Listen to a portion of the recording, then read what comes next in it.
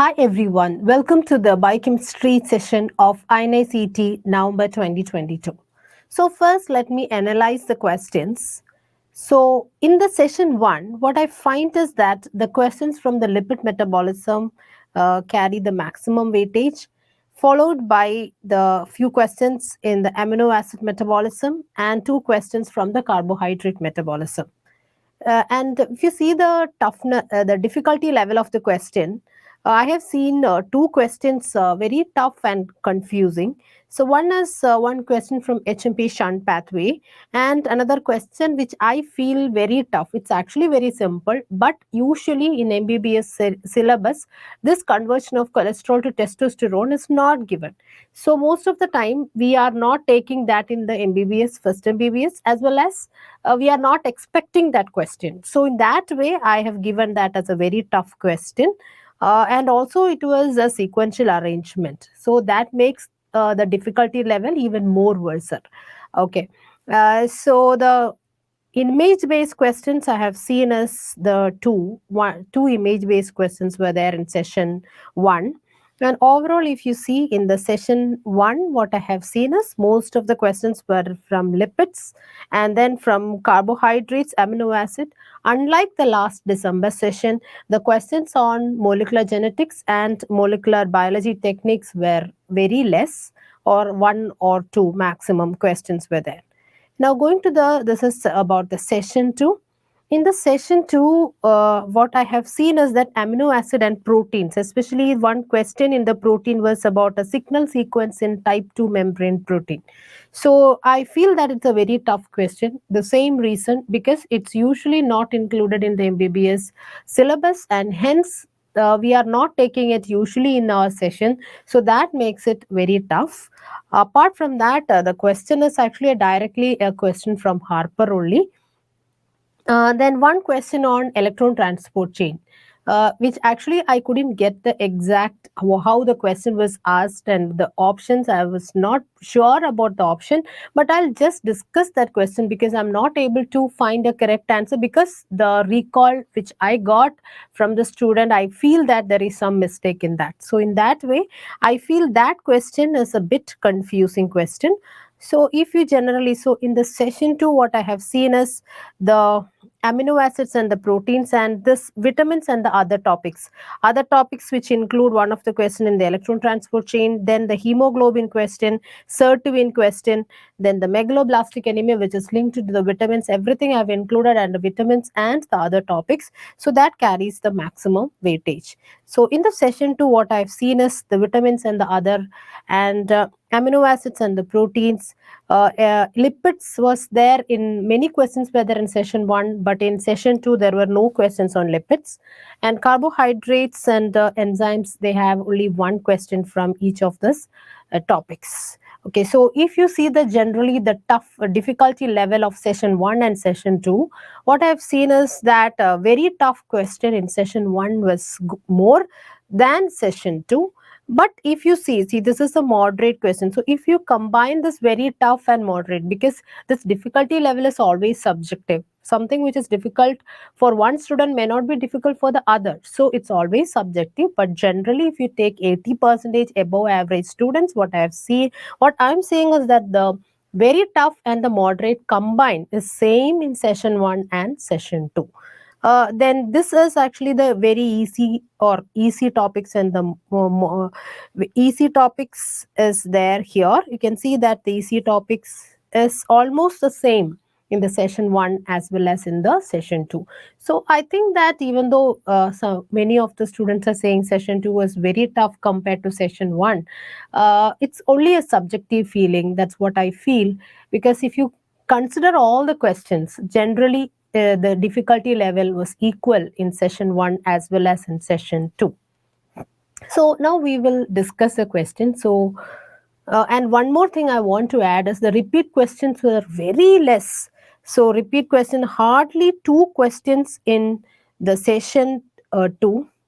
And in session 1, the repeat questions very less, few questions are there in the session 1. Repeat questions were more when compared to session 1. So that may be the reason why you feel that session 1 was easy but session 2 was a bit difficult.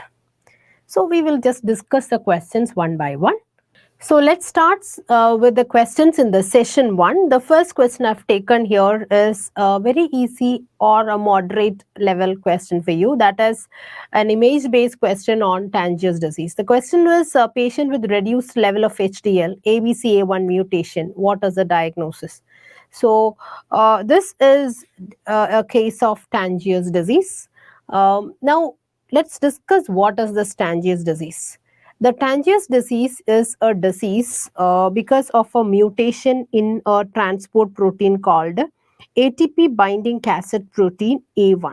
What's the role of this ATP binding cassette protein A1?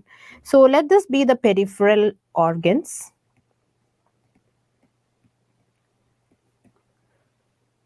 Okay. Now these cholesterol and the phospholipids which is present in this peripheral organ is transported to, let this be the ApoA1. So this cholesterol and the phospholipid is transported to this ApoA1 and it is becoming the HDL, or the conversion of this ApoA1 can be this newly synthesized HDL also, which is called the nascent HDL. The nascent HDL, or simply AB is ApoA1 as well. So whatever is it, so it transport the cholesterol and the phospholipid directly to ApoA1 as well as to the newly synthesized HDL, which is from the liver and from the intestine. So this nascent HDL as well as to the ApoA1, this is transporting the cholesterol and the phospholipid, and this result in the formation of the spherical HDL. Spherical HDL is formed. So if there is a mutation in ABCA1, this transport is not taking place, which means that there is decreased synthesis of nascent HDL, and what happens, this ApoA1 is not attached with this cholesterol or the phospholipid, so HDL is not formed and this ApoA1 will be degraded consequently. So what happens in Tanger's disease is this cholesterol and the phospholipid accumulates in the peripheral organs, which include the reticuloendothelial system. And what happens if it is, and the reticuloendothelial system, the lymphoid organs.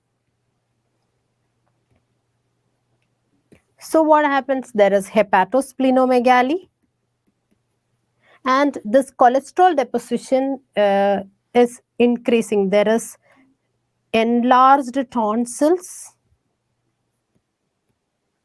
and because of this cholesterol deposition, it will be having a color. It can be a grayish color or a yellowish color, or it can be an orange colored tonsil. So this is what happens in Tanger's disease. So Tanger's disease, the mutation in ABCA1, so there is low circulation of the spherical HDL. Cholesterol accumulates in the reticuloendothelial system, so there is hepatosplenomegaly, and there is enlarged grayish, yellowish or orangish tonsil. And there is peripheral neuropathy, which is a characteristic manifestation of Tanger's disease, and that is mononeuritis multiplex, which is actually a peripheral neuropathy. So that is about the Tanger's disease. So we'll just we have an overview of all the dyslipidemias, its molecular defect and the biochemical hallmark. So we know that Fredrickson classification, there are different types of hyperlipoproteinemia. The type 1, what is the molecular defect in the type 1? The molecular defect in type 1 is lipoprotein lipase, or it can be a defect in ApoC2.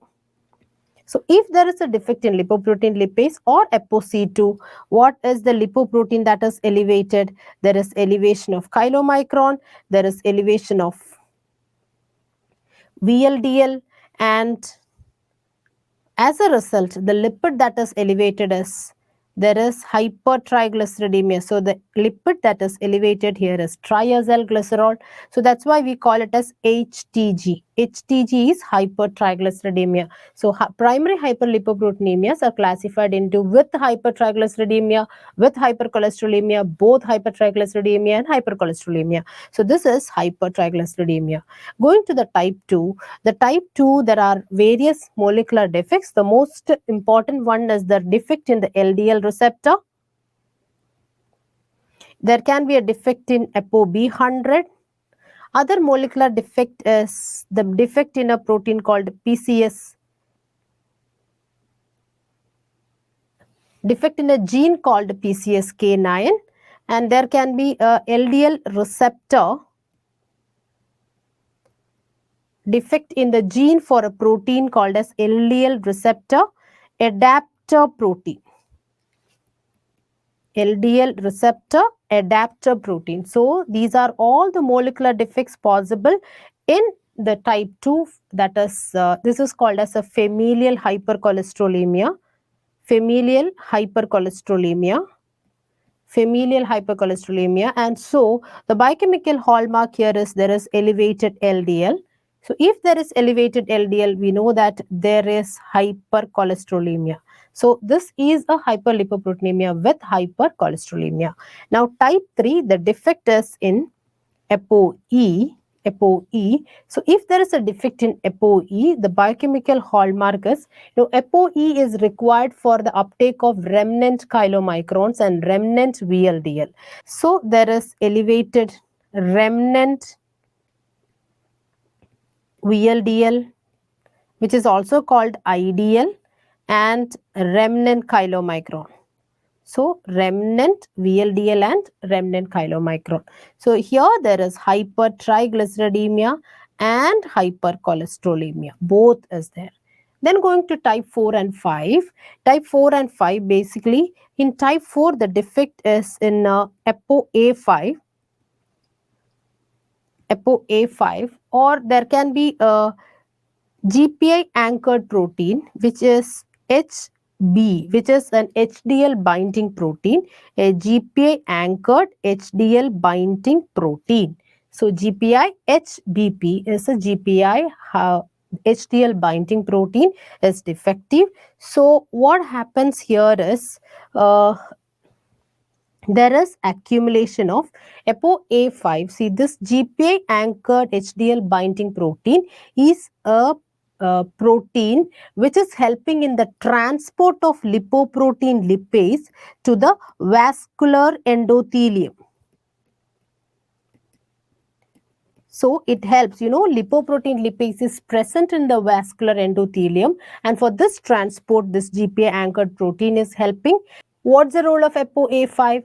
The role of ApoA5 is it is helping in the binding of the lipoprotein lipase to two lipoproteins, that is chylomicron and to the VLDL.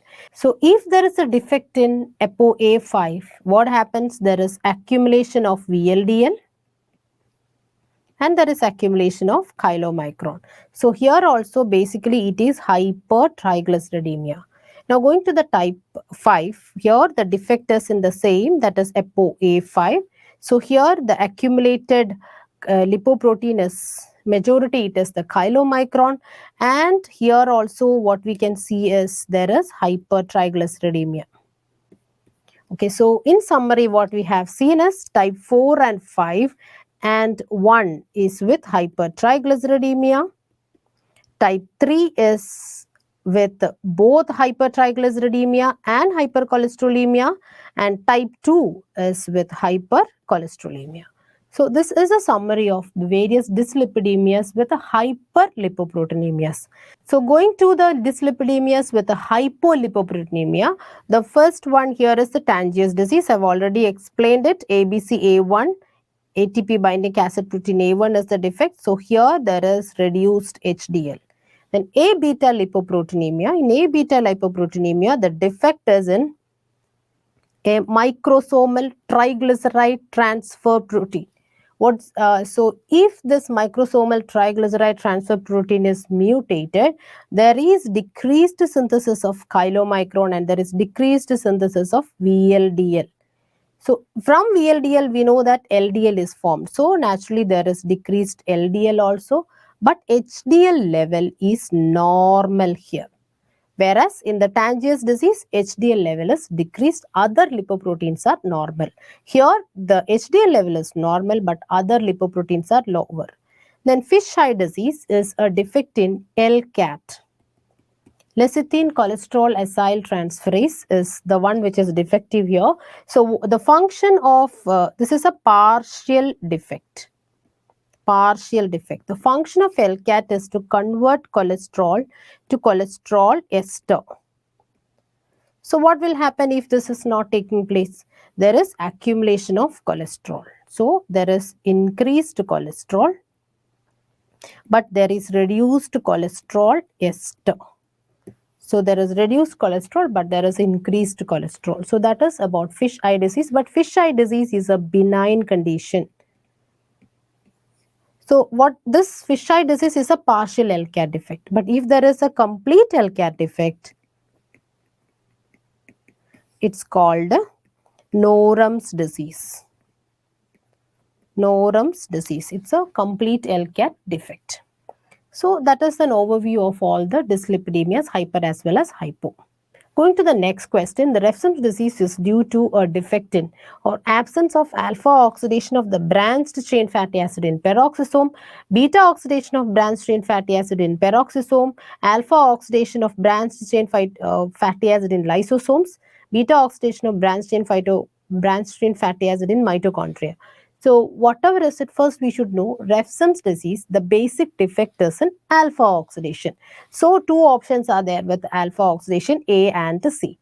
Next we should know that the alpha oxidation is taking place inside the peroxisome. Alpha oxidation takes place in the peroxisome, and so this option is cut. Now we are left with only one option. So even if you are not sure whether it is branched chain fatty acid, that's how we can rule out other options and arrive to an answer. So that's what I've shown here. So what about this branched chain fatty acid? That might be the thing which has confused you during when you answer the question, because you are pretty sure about alpha oxidation and peroxisome. Then this branched chain fatty acid is, the oxidation for branched, or the method of oxidation for branched chain fatty acid is the alpha oxidation. Alpha oxidation. And in our body, in humans, the most common branched chain fatty acid is the phytanic acid. So there is no mention of phytanic acid, but the phytanic acid is a branched chain fatty acid. And now everything is clear. Refsum's disease is due to a defect in the alpha oxidation of branched chain fatty acid, which is phytanic acid, and this is seen in the peroxisome. So we'll just see what is Refsum's disease. Refsum's disease, I've told you, it's a defect in the alpha oxidation of the phytanic acid, which is taking place inside the peroxisome. So as a result of this defect, the enzyme which is defective here is phytanoyl coenzyme A oxidase. There are also books which says it is a hydroxylase. So I have given both the name. This is the enzyme defect. So how a Refsum's disease patient will present to you? They usually present in the adolescent age group. And in adolescent age group, they present with defective vision. What is the reason for this defective vision? It is because of retinitis pigmentosa. And the other clinical features that you can see in a Refsum's disease is they have a dry skin, that is ichthyosis. Then they have, sometimes they can have cardiac arrhythmias. Then peripheral neuropathy. Okay. So these are the clinical features of Refsum's disease. How will you treat a patient with Refsum's disease? It's very simple. We have to cut the substrate for this branched chain fatty acid, that is the phytanic acid. What is a common source for phytanic acid? It is the green leafy vegetable. So cut or restrict green leafy vegetables which contain phytates. Then one more source is there. What is that? It is restrict dairy products. It is again another source of phytanic acid. So that is the treatment of Refsum's disease. So just overview of all the fatty acid oxidation defects. One is the medium chain acyl coenzyme dehydrogenase deficiency. And also I am discussing these two together, that is Jamaican vomiting sickness. In Jamaican vomiting sickness, you know that it is from unripe ackee fruit. There is a toxin called hypoglycin. Okay, so if there is a defect in this, like MCAD, it's an enzyme in beta oxidation. This hypoglycin inhibits one of the enzyme in the beta oxidation, that is acyl coenzyme dehydrogenase. So basically both are defect in beta oxidation. So if there is a defect in beta oxidation, we know that beta oxidation is the source of ATP for gluconeogenesis. Okay, so if there is a defect in beta oxidation, there is reduced gluconeogenesis, which means that once the glycogen stores, which is providing as a source of blood glucose, is finished, the next source of blood glucose is gluconeogenesis, which is not taking place here, which means that in this patient they develop hypoglycemia. But that is not the only biochemical feature. No, as there is defective beta oxidation, there is reduced acetyl coenzyme A. So if there is reduced acetyl coenzyme A, what will happen? There is reduced ketone body synthesis as well. So this makes the MCAD defect as well as Jamaican vomiting sickness a very fatal condition, because there is no glucose, and apart from that there is no source for ketone body. So that is why it's a fatal condition where the death can happen. And what about Zellweger syndrome? Zellweger syndrome is a peroxisomal targeting disorder. It's a peroxisomal targeting disorder where we can find a defect in a protein. Actually, the gene is a PEX gene. So because of this PEX gene mutation, peroxisomal targeting sequence is not properly synthesized. So how is it related to fatty acid oxidation? That is, if there is a defect in this PTS1, the enzymes which has to be targeted to the peroxisome. So let this be the peroxisome. The enzyme which has to be targeted to the peroxisome is not reaching, because this is the address by which these enzymes are targeted towards a peroxisome. So this targeting is not taking place properly, which means that the enzymes are absent inside the peroxisome. So what is the role of peroxisome? There are two major roles for peroxisome concerned with the fatty acid oxidation. One already I have told you, alpha oxidation of the branched chain fatty acid. The most common branched chain fatty acid is the phytanic acid. So there is accumulation of phytanic acid. That is one biochemical defect. Then another thing is that another oxidation that is taking place is the beta oxidation, or a modified beta oxidation.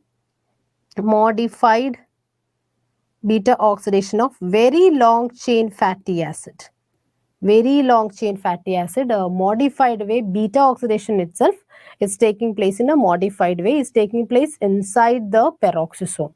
So that very long chain fatty acid oxidation is not taking place, and hence what happens is there is accumulation of very long chain fatty acid also.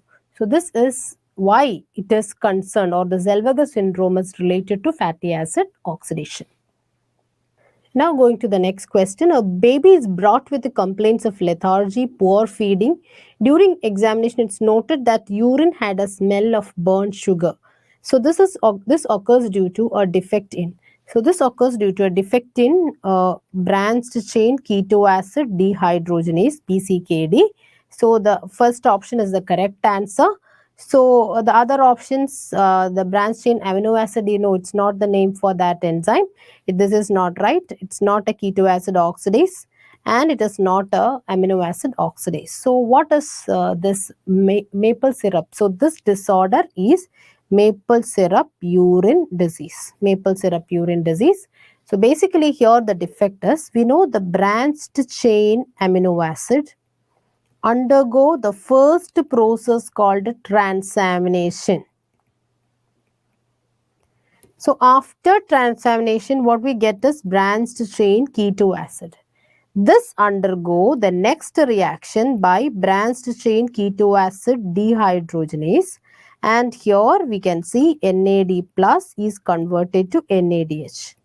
And this BCKD is one of the multi-enzyme complex which is similar to pyruvate dehydrogenase and alpha ketoglutarate dehydrogenase.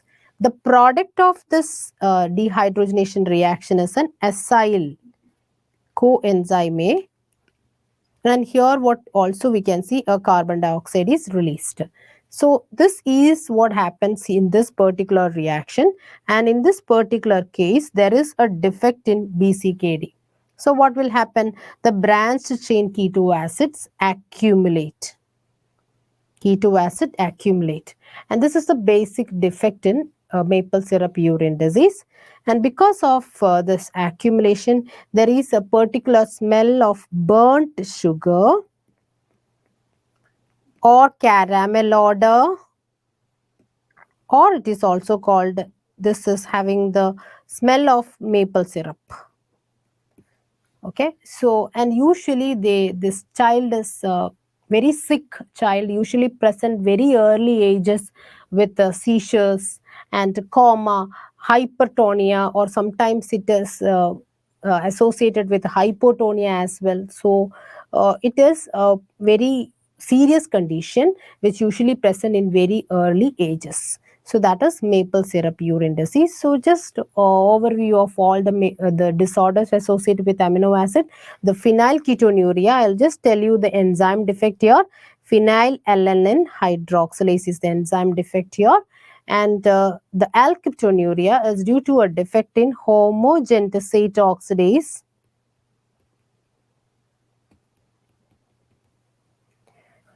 So the third one is tyrosinemia. There are three types of tyrosinemia: type 1, 2 and 3. So in the first, that is the first tyrosinemia, the defect is in fumarate acetoacetate hydrolase. The type 2, the defect is tyrosine transaminase. And type 3, the defect is PHPP hydroxylase. Okay, so these are the major metabolic disorders associated with the amino acid. So the other disorders associated with the amino acid are, one is the homocysteinuria. In homocysteinuria, the enzyme defect is cystathionine beta synthase. All these questions can be asked as scenario based question. Albinism, the enzyme that is defective is tyrosinase, where there is depigmentation, milky white hair, then milky white skin. Then maple syrup urine disease, as we have discussed, the defect is in the enzyme branched chain keto acid dehydrogenase. Going to the next question, a baby is being evaluated for the delayed developmental milestone. On examination, the child has hepatosplenomegaly. Microscopy of the bone marrow and the peripheral smear is shown below. What is the diagnosis? So this is a very commonly asked, repeatedly asked question, where you can see the pathological feature in a particular cell. You can see in the bone marrow, which is that is called as the Gaucher cell.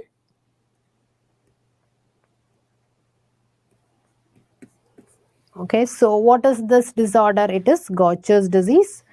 Then is there any other body or any inclusion body that you can see in Niemann-Pick disease? So this is Gaucher cell that is seen in Gaucher's disease. In Niemann-Pick's disease, what you can see is a zebra body inclusion. Zebra body inclusion. So is there any other? So this belongs to the class of sphingolipidosis. In sphingolipidosis, is there any other disorder where there is an inclusion body? That is globoid cell inclusions. globoid cell inclusion.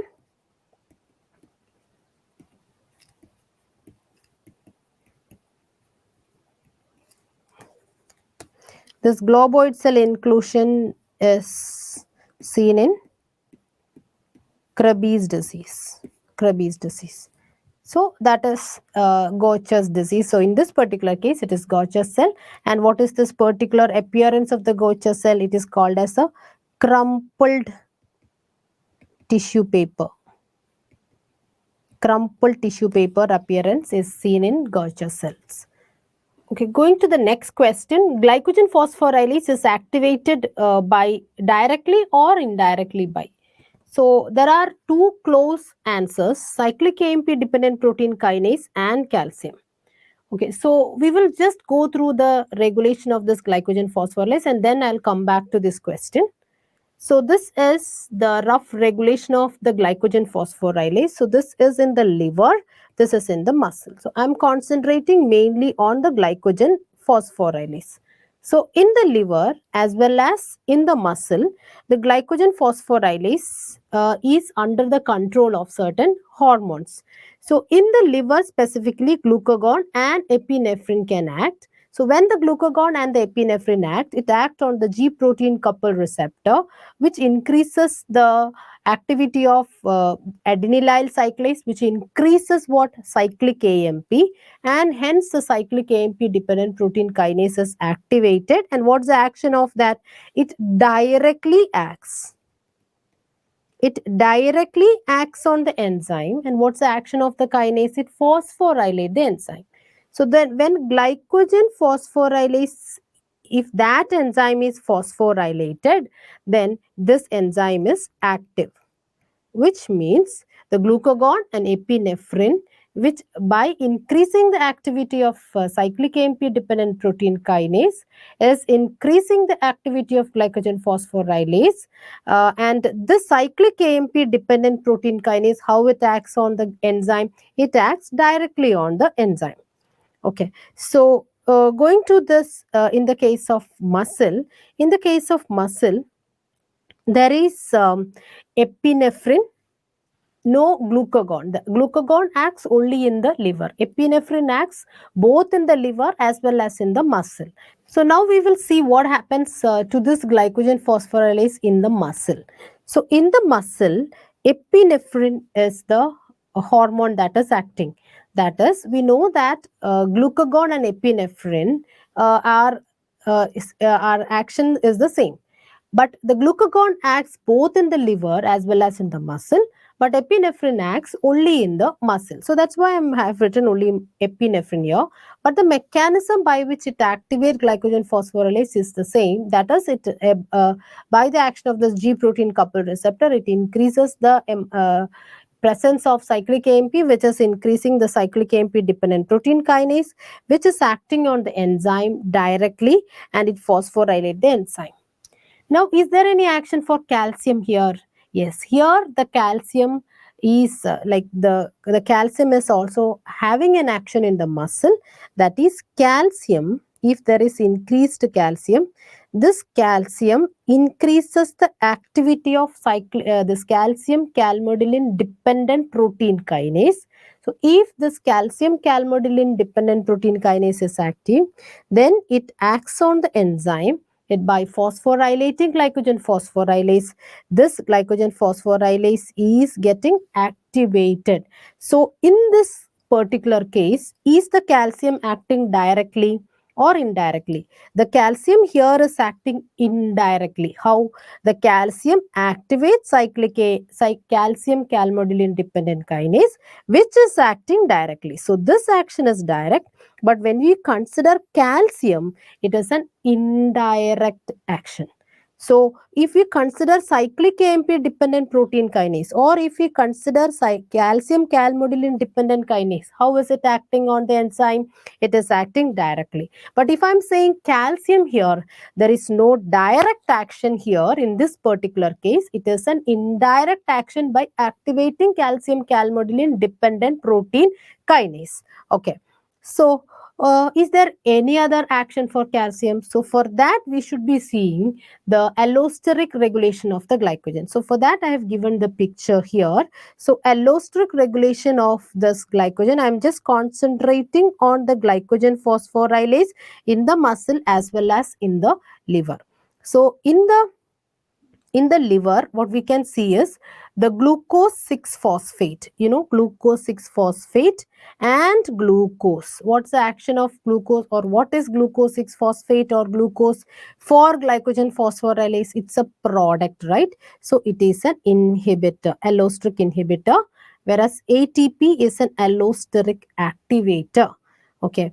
Now glucose 6 phosphate, that is glycogen synthase. I'm not going into this.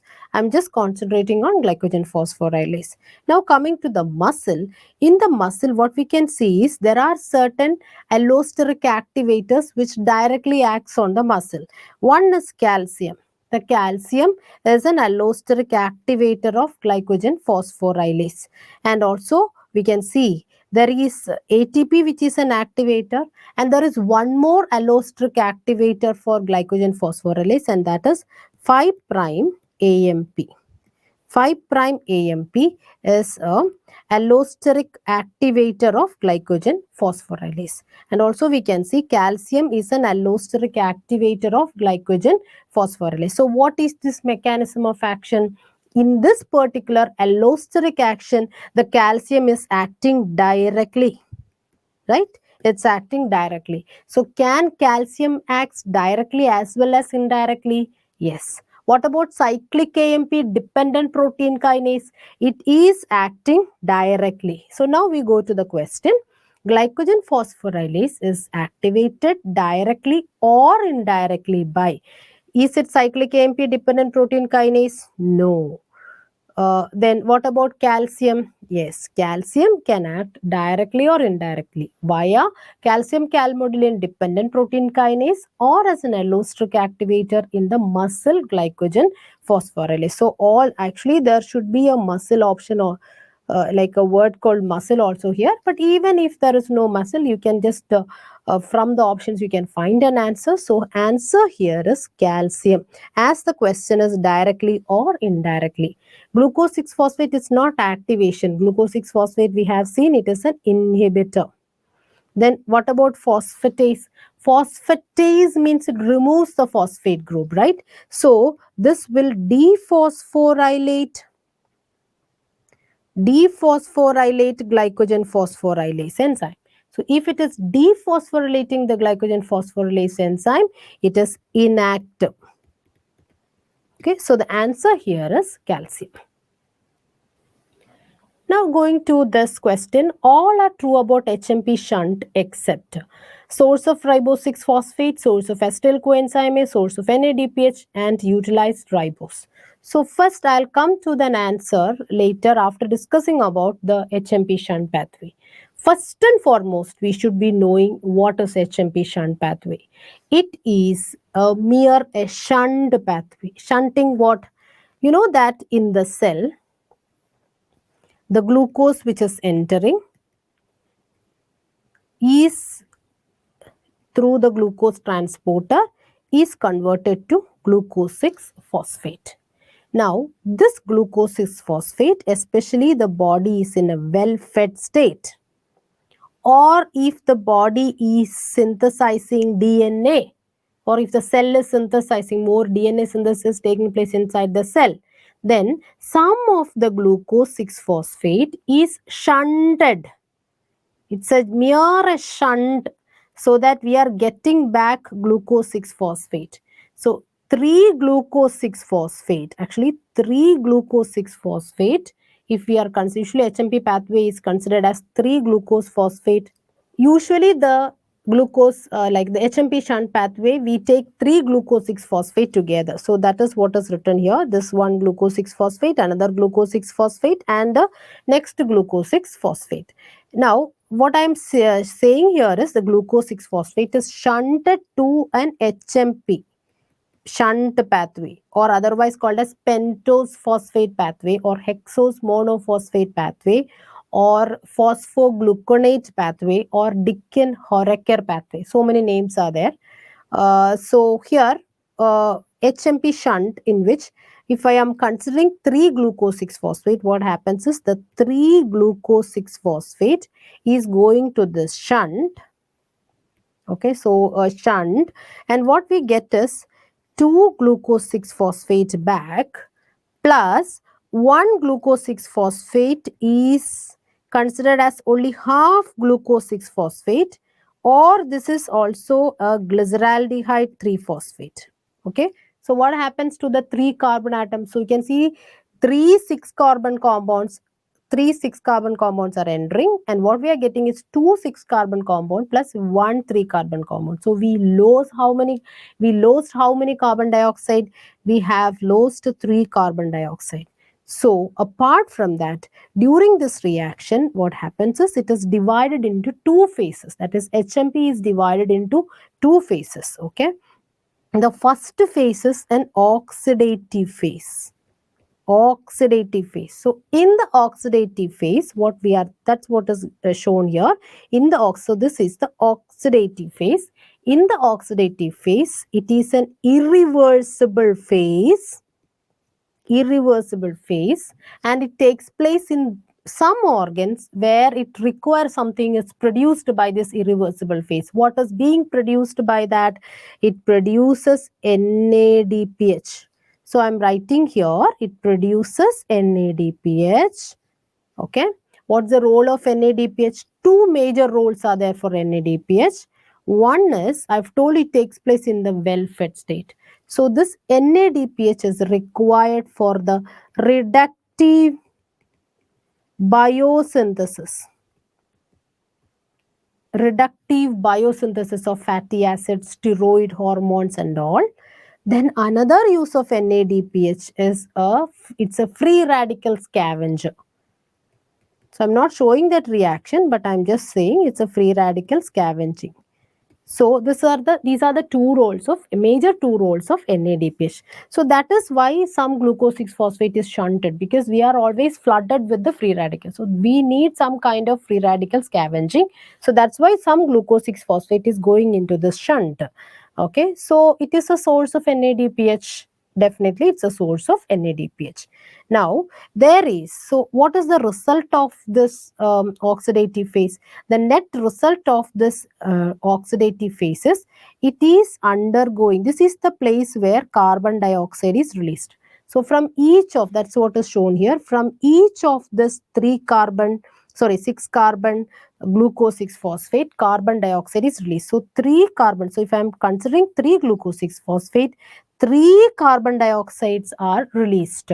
So we can see that every 6 carbon compound is getting converted to a 5 carbon compound, and that is, it is formed as, here the product is a ribulose 5-phosphate. Ribulose 5-phosphate is a ketose sugar, because eulose always say it's a ketose sugar. So the product of oxidative phase is a ribulose, that's what's given here, ribulose 5-phosphate. Okay, so that is the oxidative. Apart from that, it has a non-oxidative phase. So that is what I'm writing here, non-oxidative phase. Okay, now this non-oxidative phase is it's not an irreversible, it's a reversible reaction.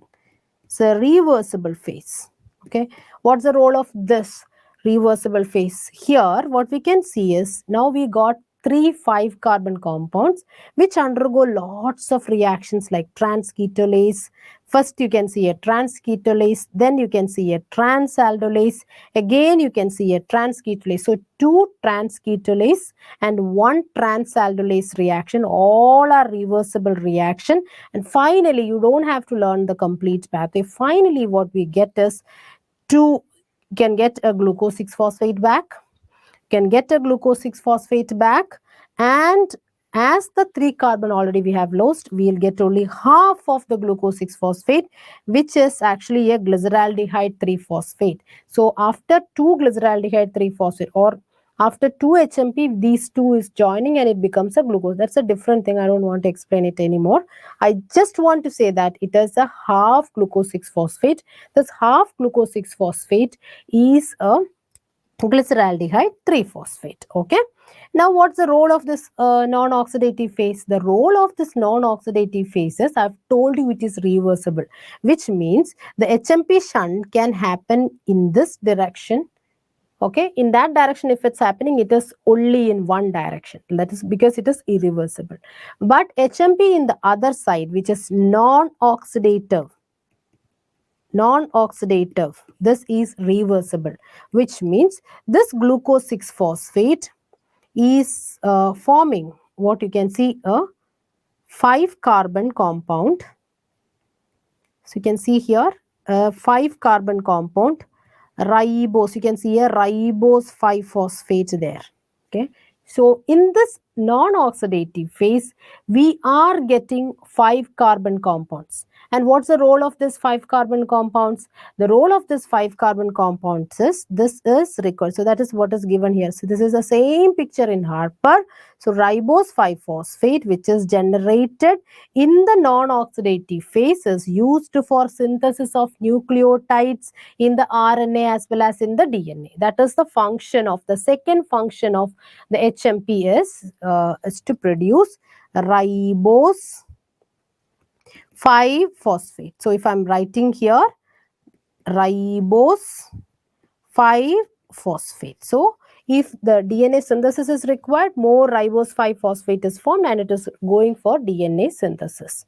Okay. So what we have seen is HMP is just a shunt where glucose 6-phosphate is converted to that is 3 glucose 6-phosphate is converted to 2 glucose 6-phosphate and a half glucose 6-phosphate, plus carbon dioxide is released, NADPH is formed.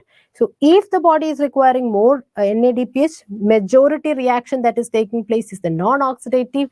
If the cell is having DNA synthesis, which phase will operate? Is it the non-oxidative phase or the oxidative phase?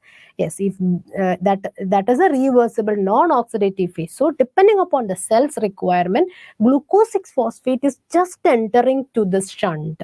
So if the cell is requiring NADPH, the oxidative, if the cell is requiring ribose 5-phosphate, then the non-oxidative phase will operate. I hope that's clear to you. Apart from this, so finally what will happen? So coming back to this HMP shunt pathway, what we have seen is the glucose 6-phosphate is entering into this HMP pathway and we are regenerating most of the glucose 6-phosphate, but one glucose 6-phosphate as half glucose 6-phosphate. So this half, so I've told you 3 is entering and what we get is 2 glucose 6-phosphate plus half glucose 6-phosphate, which is also called as the glyceraldehyde 3-phosphate. So this is also glyceraldehyde 3-phosphate. This glyceraldehyde 3-phosphate can enter into glycolysis, from where we will get pyruvate. From pyruvate we will get acetyl coenzyme A. Not only that, see this glucose 6-phosphate. So it enter into that shunt. Depending upon the requirement, it produces NADPH or it produces the ribose 5-phosphate. Apart from that, we know that the glucose 6-phosphate is regenerated. And this glucose 6-phosphate is also entering into which? The glycolysis. So when it enter into glycolysis, it produces what? Acetyl coenzyme A. So is HMP pathway a source of acetyl coenzyme A? Directly it is not. But after every shunt, what we regenerate is glucose 6-phosphate.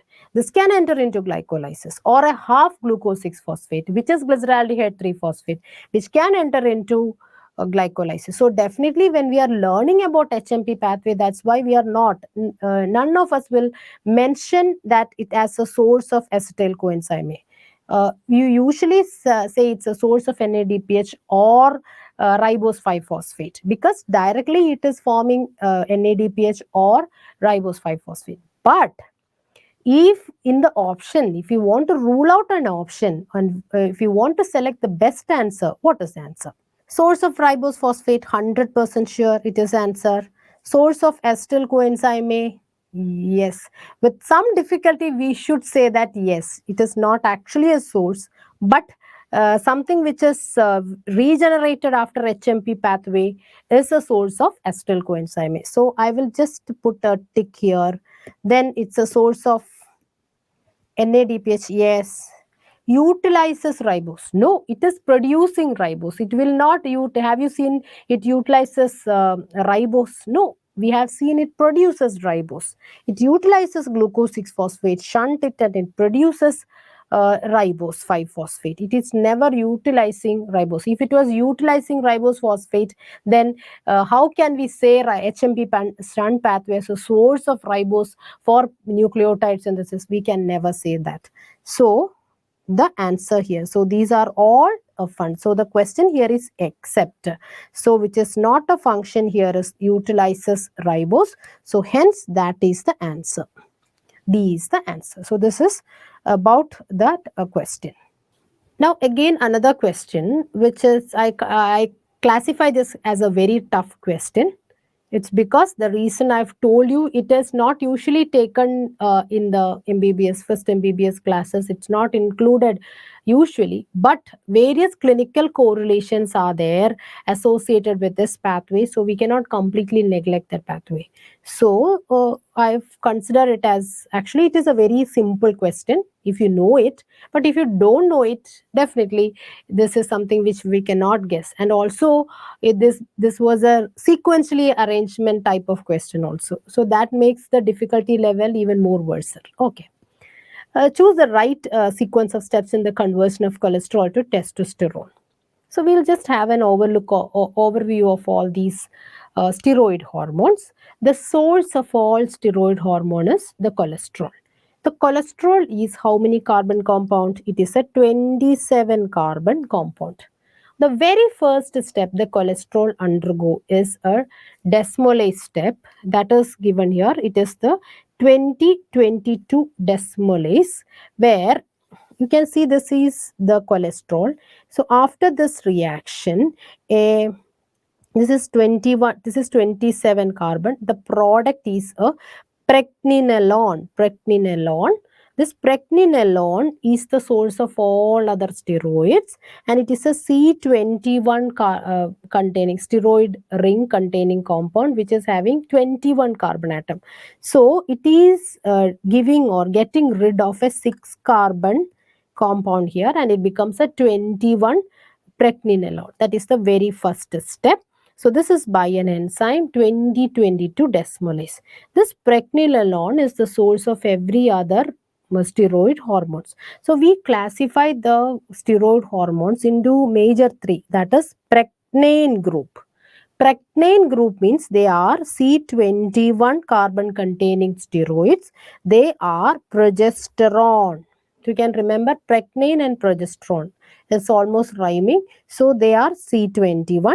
Then one more is there, that is cortisol. So cortisol and progesterone is C21. Then the next group of steroid is called as a C19, that is which contains 19 carbon atom. You don't have to learn the structure. So yeah, in that C19 is the question that is asked, testosterone. Then also we have an estrogen group where the estrogen and all belongs to, that is the C18 containing carbon containing steroid hormones. In that comes the estradiol and other hormones which is in the estrogen group, and that is 18. Okay, so this we should be knowing. So first we have seen C21, C19 and C18. So what the question is about a C19. So definitely it should undergo more lysis step. So this is the picture given in Harper. In the Harper, what we can see is, I've told you, the first what is formed is a C21 pregnenolone group, that is pregnenolone. So this pregnenolone undergo an oxidation reduction reaction by an enzyme called, this is 3-beta hydroxysteroid dehydrogenase and one more isomerase. So this is, I'm writing here, 3-beta hydroxysteroid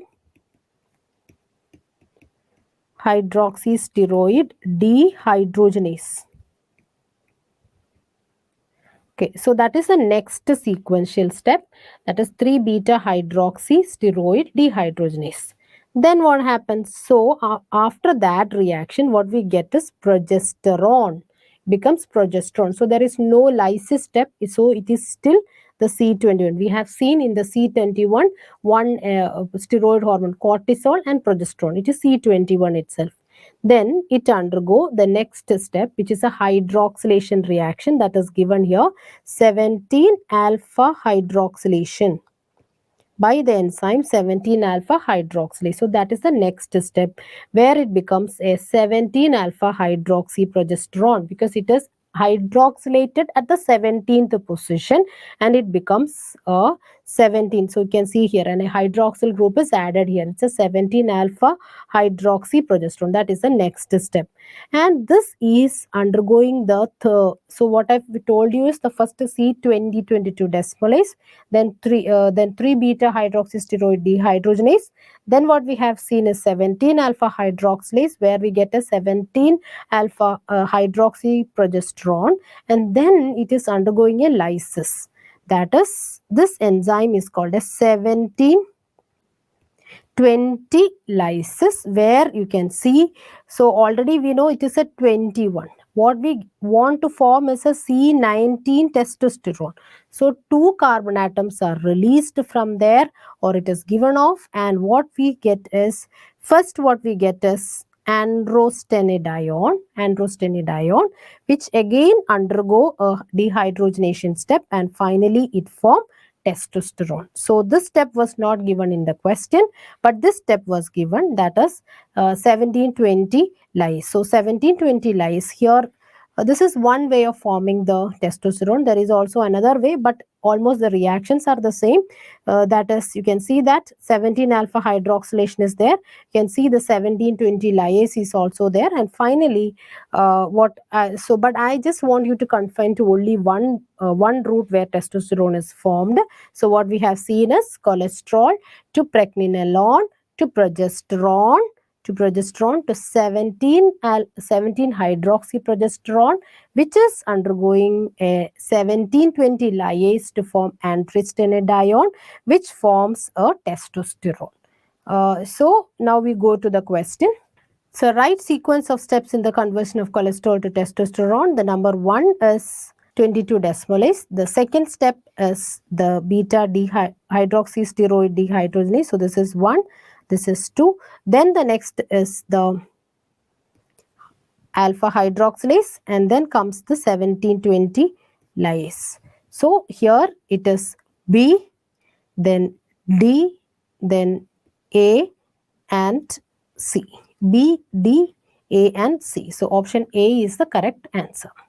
An elderly patient with elevated homocysteine, normal methylmalonic acid. What is the diagnosis? Megaloblastic anemia is present, hemoglobin is low and with a high MCV. So here, folate deficiency and B12 deficiency. So megaloblastic anemia means we should be concentrating on 2 vitamin deficiency, folate deficiency and B12 deficiency.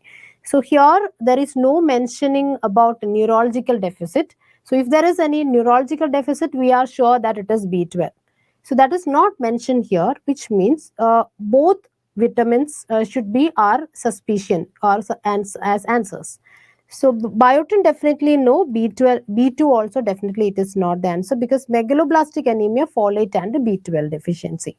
Okay, so we'll just compare the action of B12 and folate. Folate, there are lots of reactions. We cannot learn all those reactions, but B12 only 2 reactions. So we just confine to those 2 reactions and find out the answer. So B12 is required for 1, homocysteine is having 2 fate. Homocysteine can either be converted to cysteine plus homoserine, or this homocysteine by accepting a methyl group from N5-methyl THFA, not directly, indirectly, becoming THFA and giving this methyl group to B12. Methyl B12 is formed. So this methyl B12 is acting as a coenzyme and it is giving this methyl group to homocysteine, so that we are getting methionine. So this is a reaction where both folic acid and B12 is required, that is conversion of homocysteine to methionine.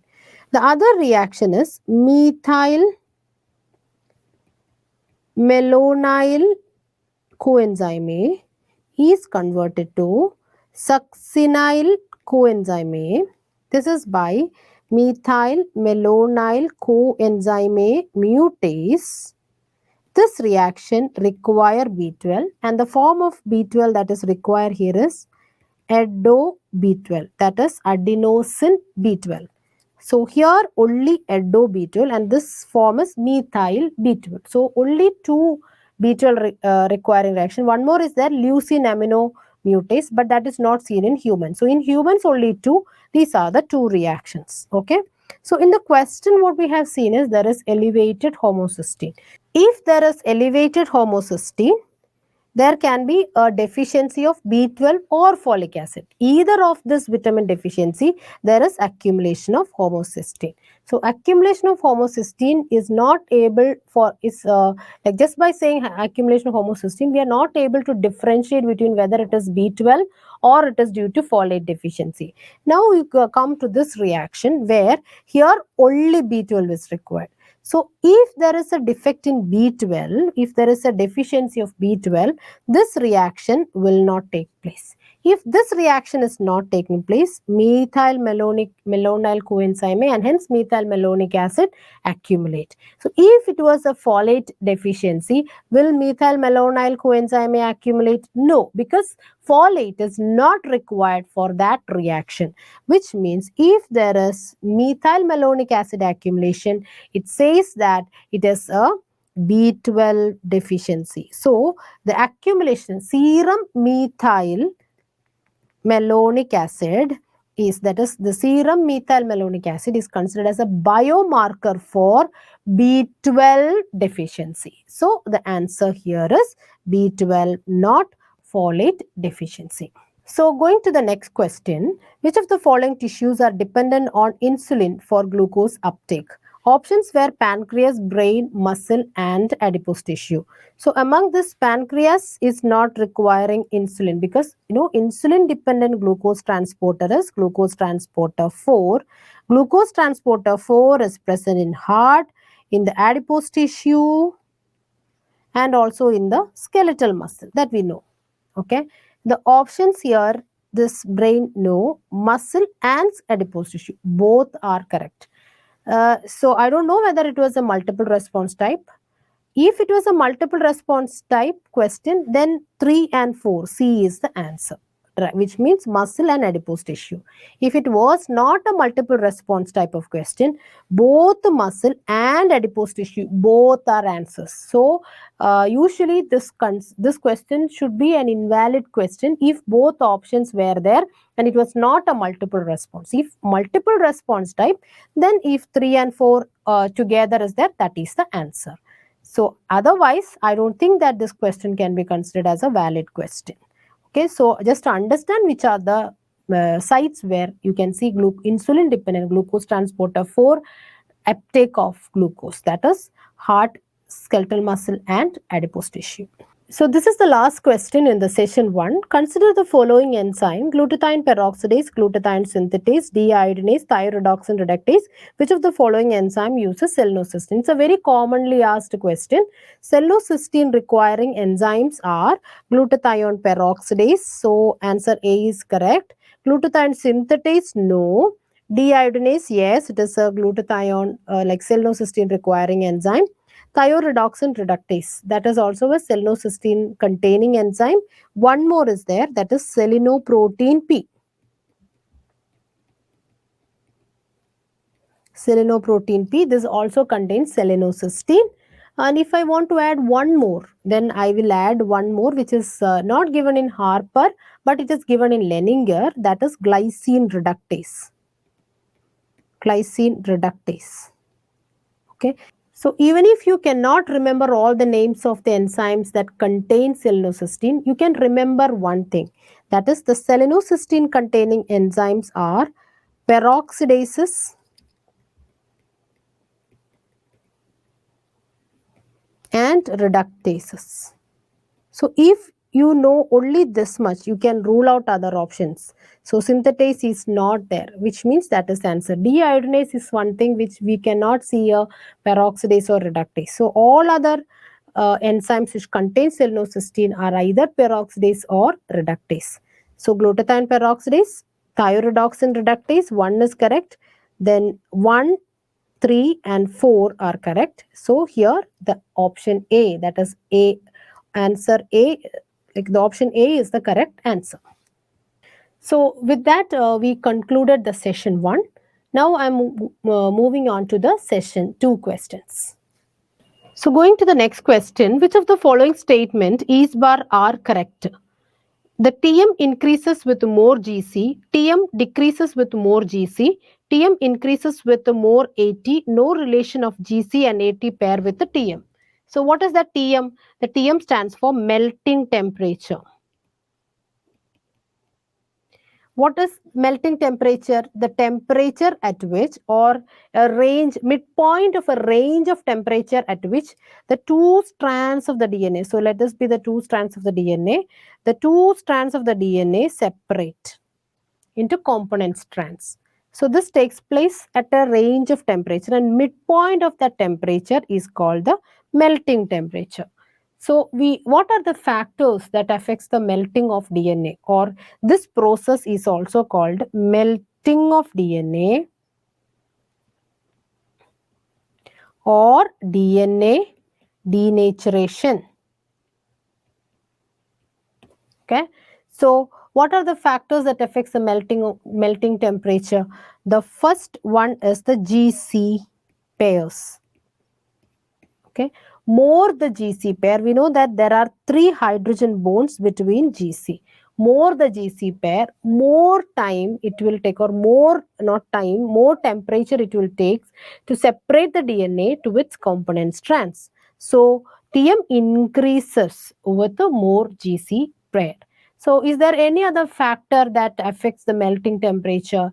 So according to Harper, there are 2 more factors that is given. One is the GC-AT ratio. More GC, more is the melting temperature. The second one is, one thing that is given is formamide. What is the role of formamide? Formamide destabilizes the hydrogen bonds. Separation of these two strands into component strand, which is the bond that is broken, the hydrogen bonds. So formamide destabilizes these hydrogen bonds. So it decreases the melting temperature, or it increases the melting temperature? Definitely it is decreasing the melting temperature. Then another factor is the salt concentration.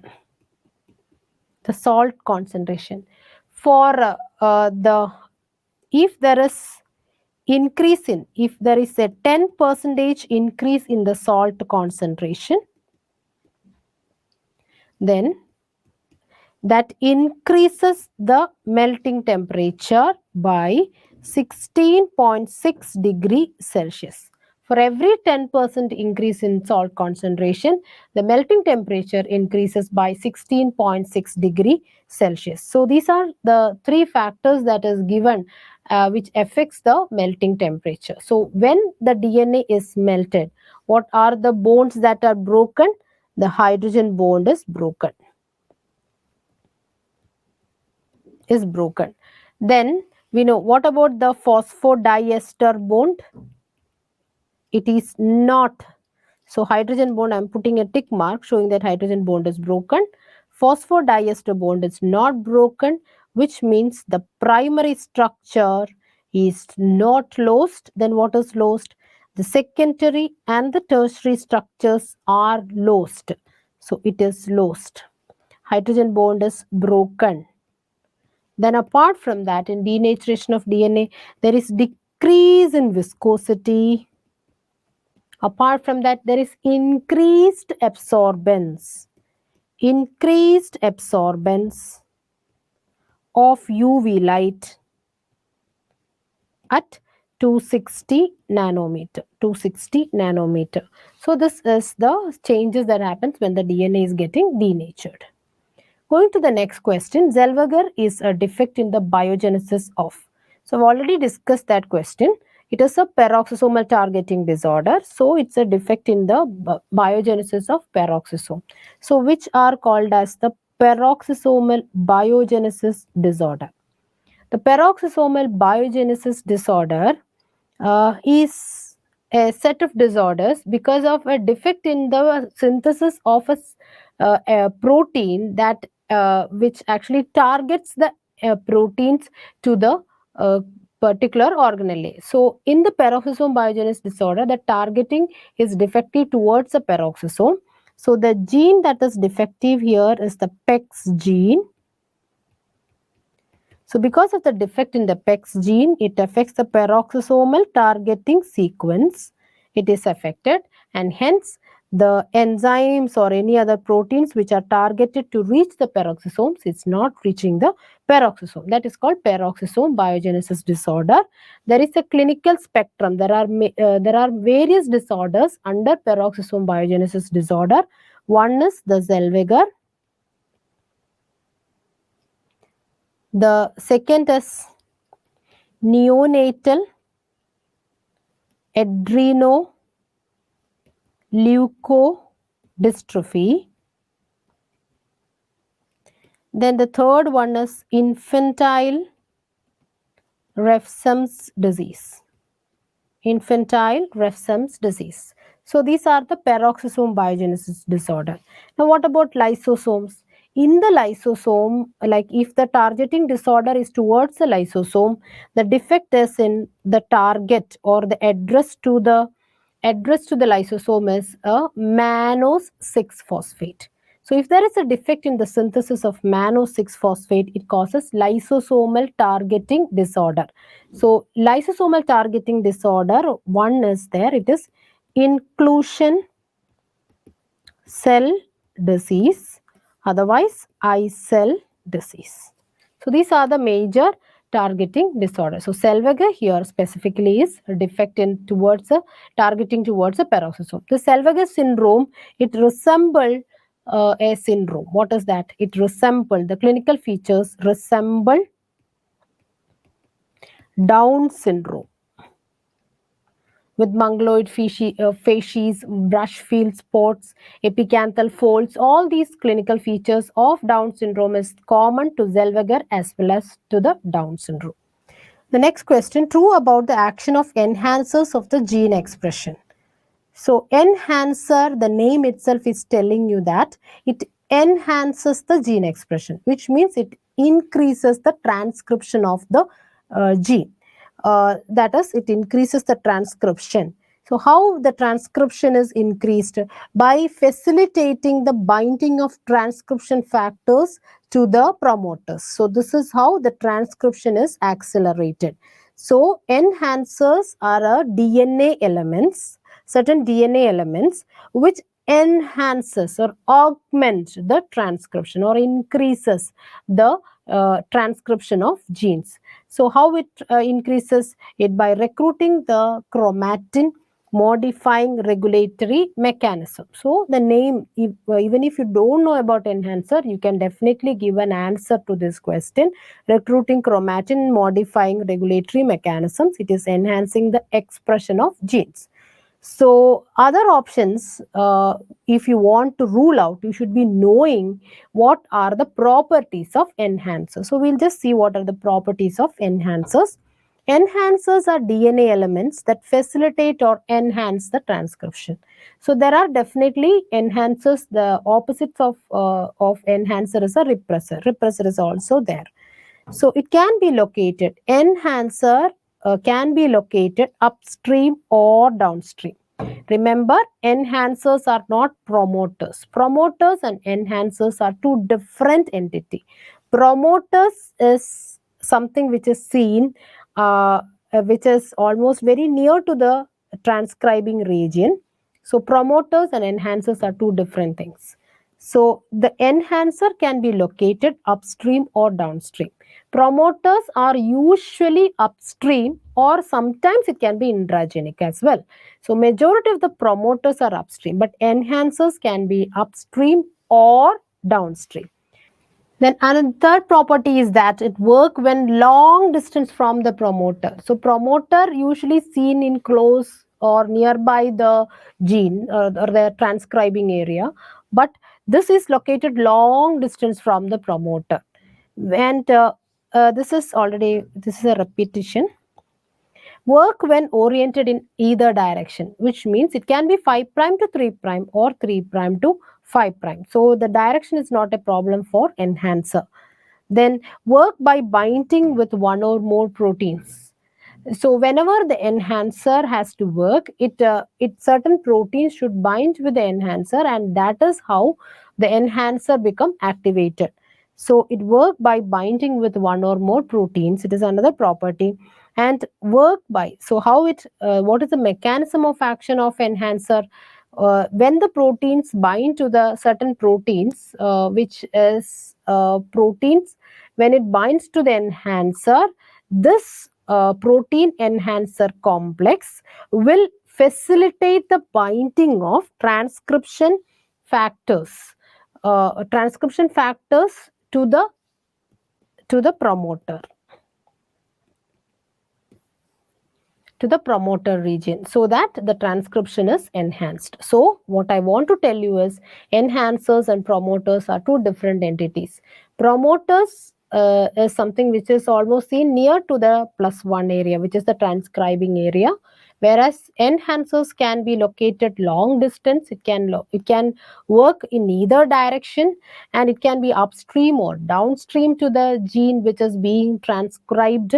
And it then another thing is that there are also certain proteins which bind to the enhancer, and this enhancer protein complex facilitate the binding of transcription factors towards a promoter, so that transcription is enhanced. So now we will see that question again. Recruiting chromatin and modifying regulatory system. Yes. Only in close conjugation with the promoter. No. Only when in upstream. No, it can be upstream or downstream. They are very specific to the gene. No, the enhancers can be common to other genes as well. It is not specific for a particular gene. So the answer here is A. Going to the next question, long-term glycemic control in patient with hemolysis is assessed by fructosamine. Fructosamine is a glycated product of. So very first when you see the options, you have all the tendency to write fructose as the answer. But it is not the answer. I'll explain it. Definitely urea is not the answer. Glycosaminoglycan is also not the answer. The answer here is albumin, and it is also not fructose. So basically in the scenario that is given is a long-term glycemic control in patients with a hemolysis. So in patients with a hemolysis, we will never rely on the HbA1c. We won't use HbA1c. Then what is the alternative for that? It is fructosamine. So first I'll show you what is fructosamine and how that name come. So in this slide, what we can see is this is a protein. Okay, so if there is excess of sugar or excess of glucose in the body, then this glucose will undergo a process called as glycation. What is glycation? Glycation is the spontaneous addition. That means no enzyme is required for the addition of this glucose to the protein. So that is called as a glycation. So this will happen if there is excess hyperglycemia in our body. So what is glycosylation? Glycosylation is an enzymatic process which is usually taking place inside the endoplasmic reticulum and in the Golgi apparatus, like in the glycoprotein and all.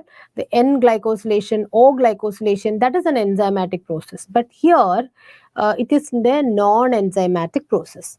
Okay, so what we are seeing is a glucose is attached with the amino terminal or terminal amino acid, N-terminal amino acid of usually lysine, or another possibility is arginine.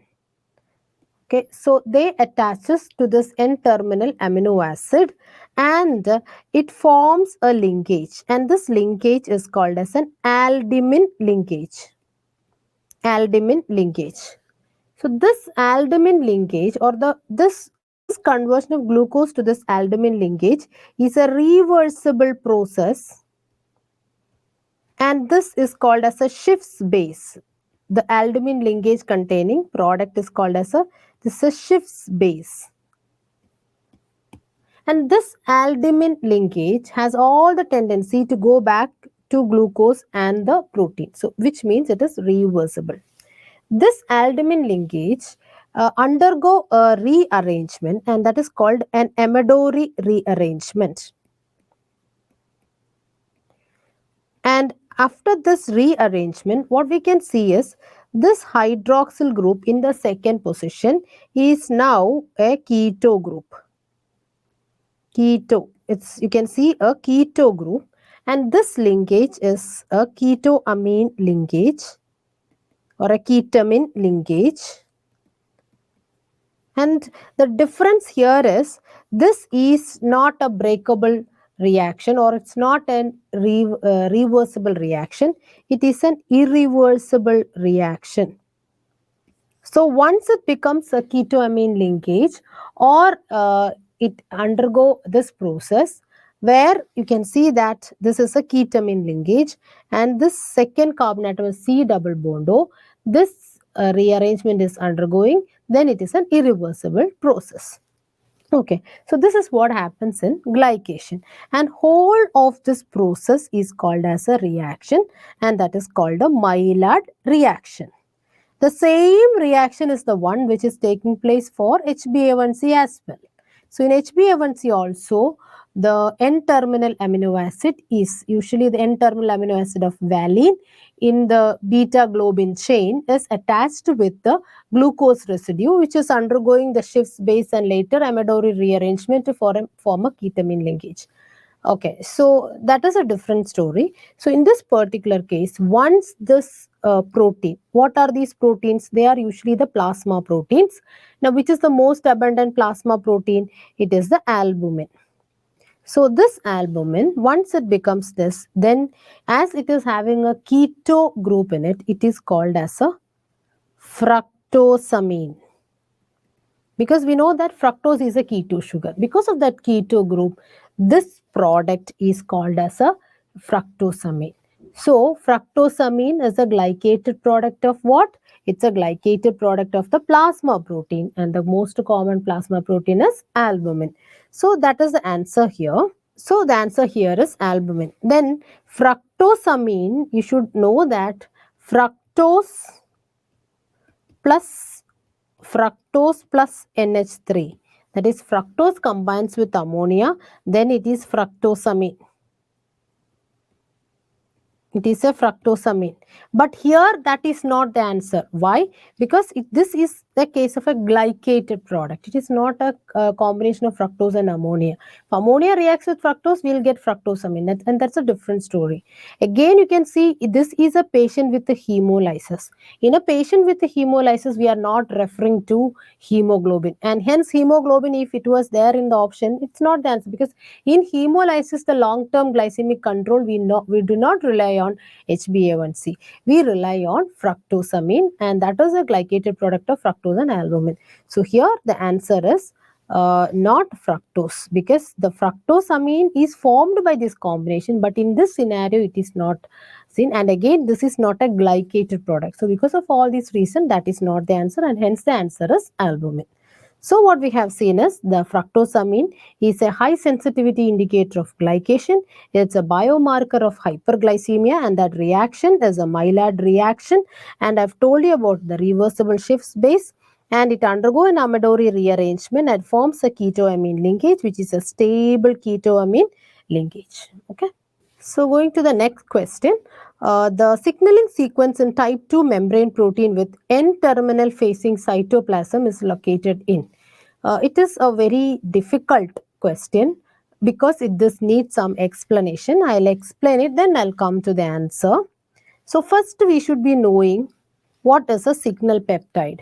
So the signal peptide is usually a sequence of amino acid that is seen in the protein, which is this peptide is formed during or after the translation process. You can see a terminal region or sometimes usually there is some sequence of amino acid which is called as a signal peptide, which is there in the protein itself.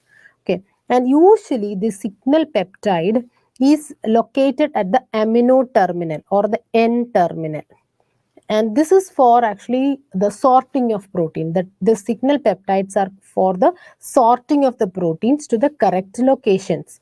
So usually they are seen at the N terminal, and it has about 12 to 35 amino acid, and usually the most terminal amino acid is methionine, and then there is a central. So in the central cluster, what you can see is a cluster of hydrophobic amino acid, and it contains at least one positively charged amino acid near the amino terminal. These are the properties of signal peptide.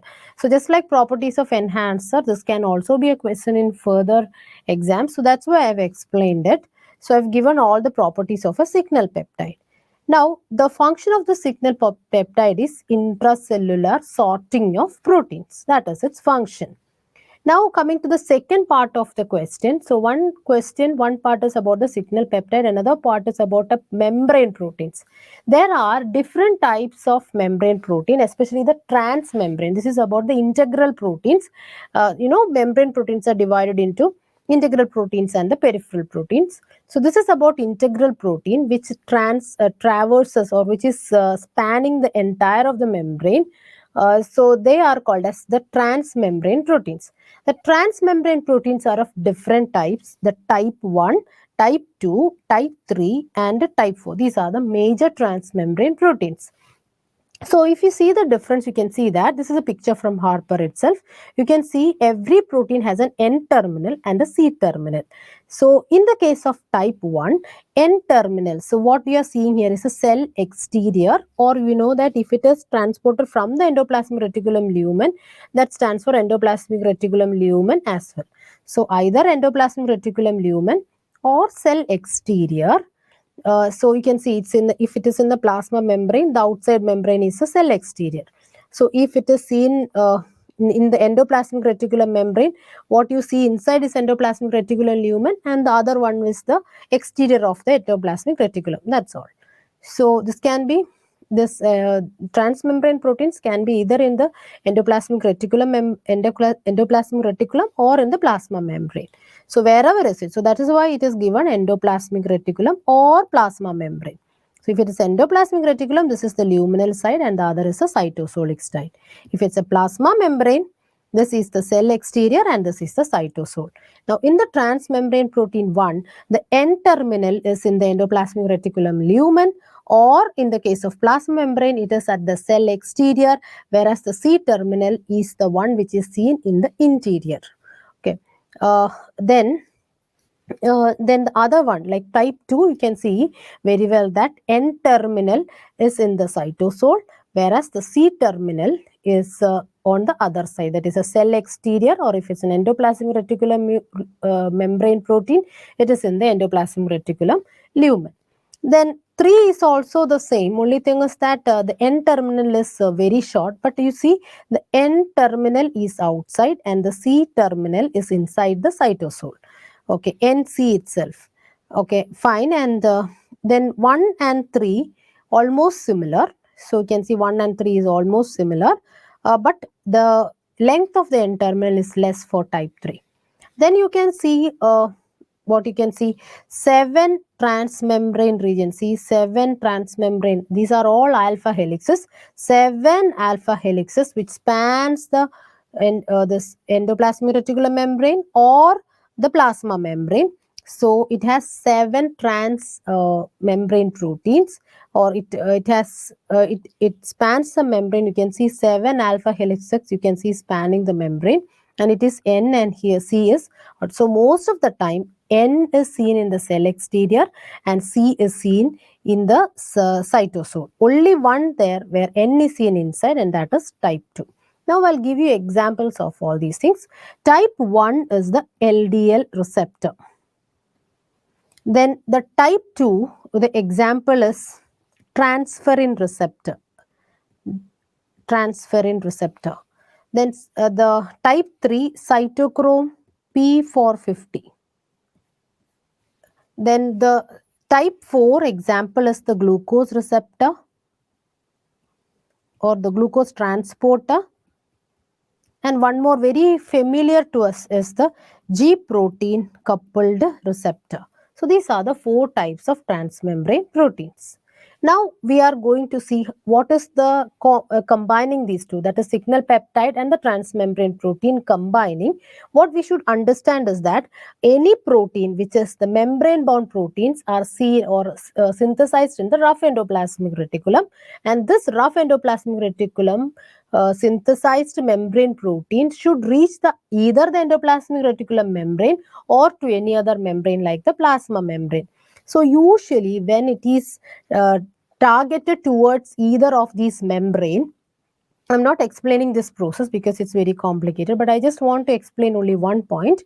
That is, when every protein which is targeted to the membrane is having a signal peptide at its N terminal.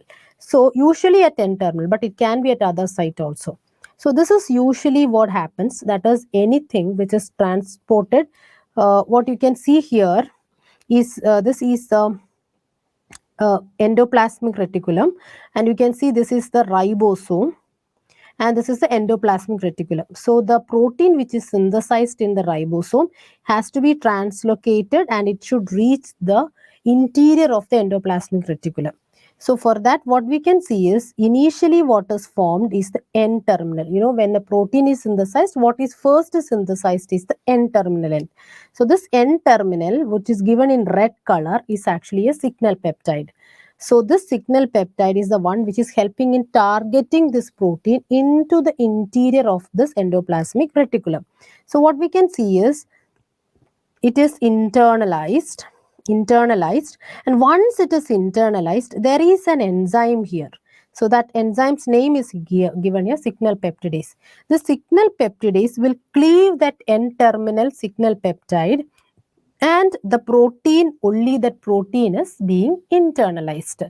This is what happens whenever a protein which is synthesized in the ribosome is properly transported through this transporter, and that is called a translocon, and it is internalized into the endoplasmic reticulum lumen. This is a normal procedure, but if it is a membrane protein, then that should be retained in the membrane. It should not be translocated into the cytosol or into the endoplasmic reticulum lumen. So if a protein has to be there in that membrane, then there is a different procedure. What is it?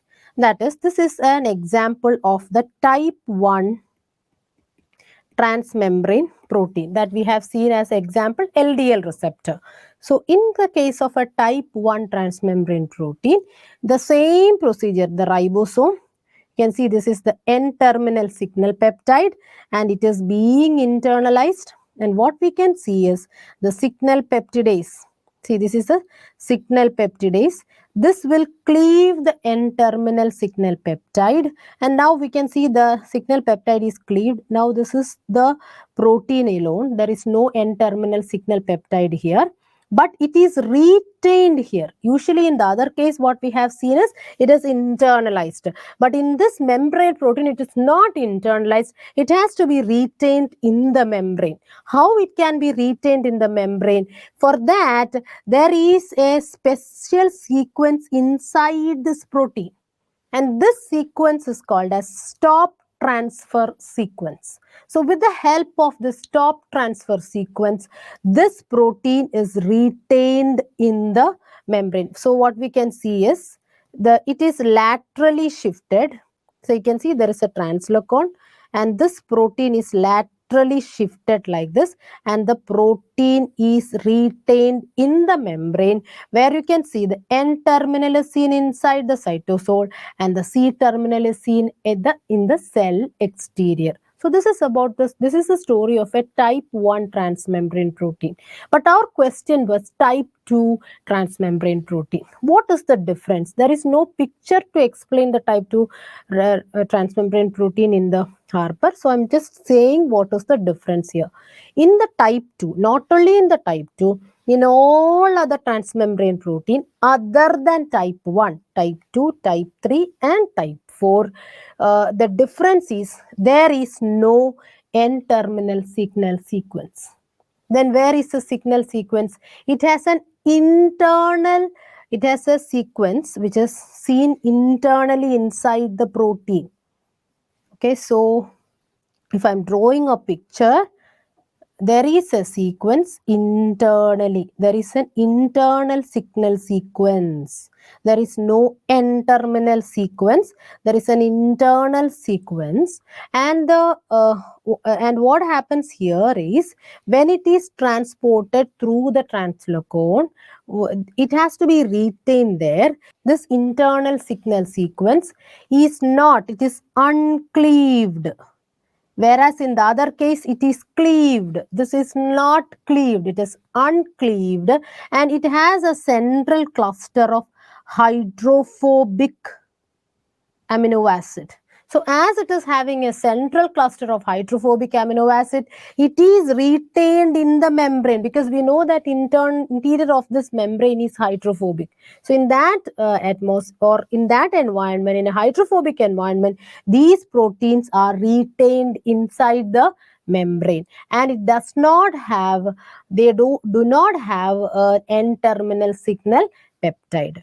They all have the type 2, type 3, type 4, and the type and the all these type other than the type 1, they have an internal signal sequence, and they also have this stop transfer sequence. That is, stop transfer sequences to prevent it getting internalized into the lumen. So just forget about the stop transfer sequence. What we have to remember is, like in relation with the question, what we have to remember is there is an internal signal sequence, and that is not cleaved. So where can you find the signal sequence?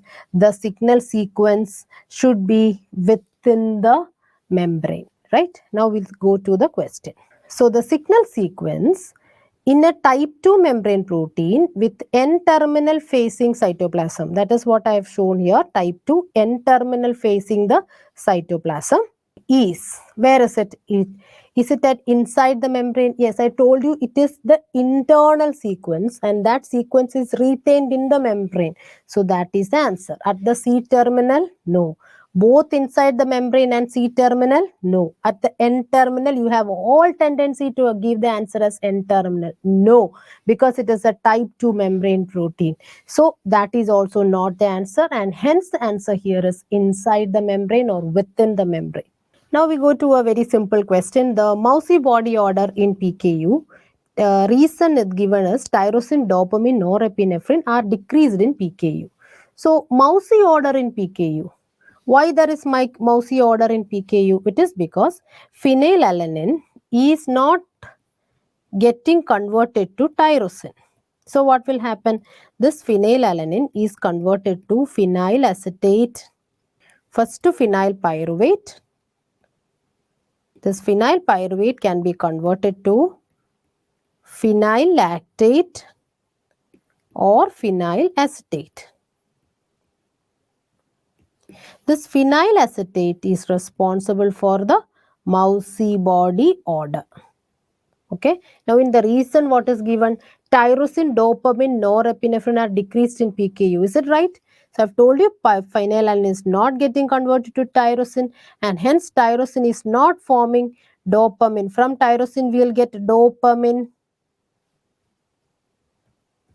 and norepinephrine. So if there is no tyrosine, there is less of dopamine and norepinephrine. So that is also a true option. This is also a true option. But the reason is not the correct explanation for the assertion. So A and R are true, and R is not the correct explanation for A. That is the answer. So the next question, which is actually an integrated topic of pathology and biochemistry. So that is true about Sirtuins are all except increased lifespan stimulated by nicotinamide, increased insulin sensitivity and support glucose metabolism. It has a histone. This is histone. This is together. Histone deacetylase activity and chromatin condensation. So we will see what is the answer. First, we'll see what is a sirtuins. So sirtuins are certain proteins with all. There are about sirtuin 1 to 7. There are in humans there are about 7 sirtuins.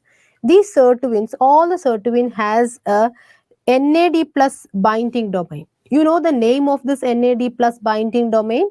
It is called as a Roseman fold. Roseman fold. Okay, so all the sirtuins has an NAD plus binding domain. Now, this word sirtuin is like first coined from because of a founding member, or the first protein that a sirtuin identified was a sirtuin 2, which is seen in a yeast called a Saccharomyces cerevisiae. Now, what does SIR stands for? SIR stands for Silent Information Regulator. That is the completed form of SIR. SIR stands for Silent Information Regulator. They are in fact, or they are indeed a silent information regulator. So what is the activity of the sirtuin? Sirtuin has two activity. One is it has an NAD plus dependent. Definitely it has a Roseman fold, so it should be NAD plus dependent. The first enzyme activity is deacetylase, which can deacetylate one of the major protein that is deacetylated is the histones. Then it has and an ADP ribosyl transferase. So for transfer of ADP ribose or the transfer of the acetyl group which is removed from a protein, it is transported to a NAD plus. So it is an ADP ribosyl transfer. I will show you the reaction. And what are its implications? It is implicated in aging, then in cancer, neurodegenerative disorders, and insulin resistance.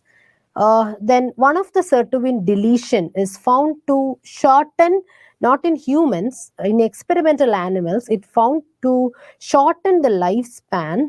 SIRT2 deletion or inhibition shorten the lifespan. And if sirtuin is overexpressed, then what happens is the extends the replicative lifespan of the DNA.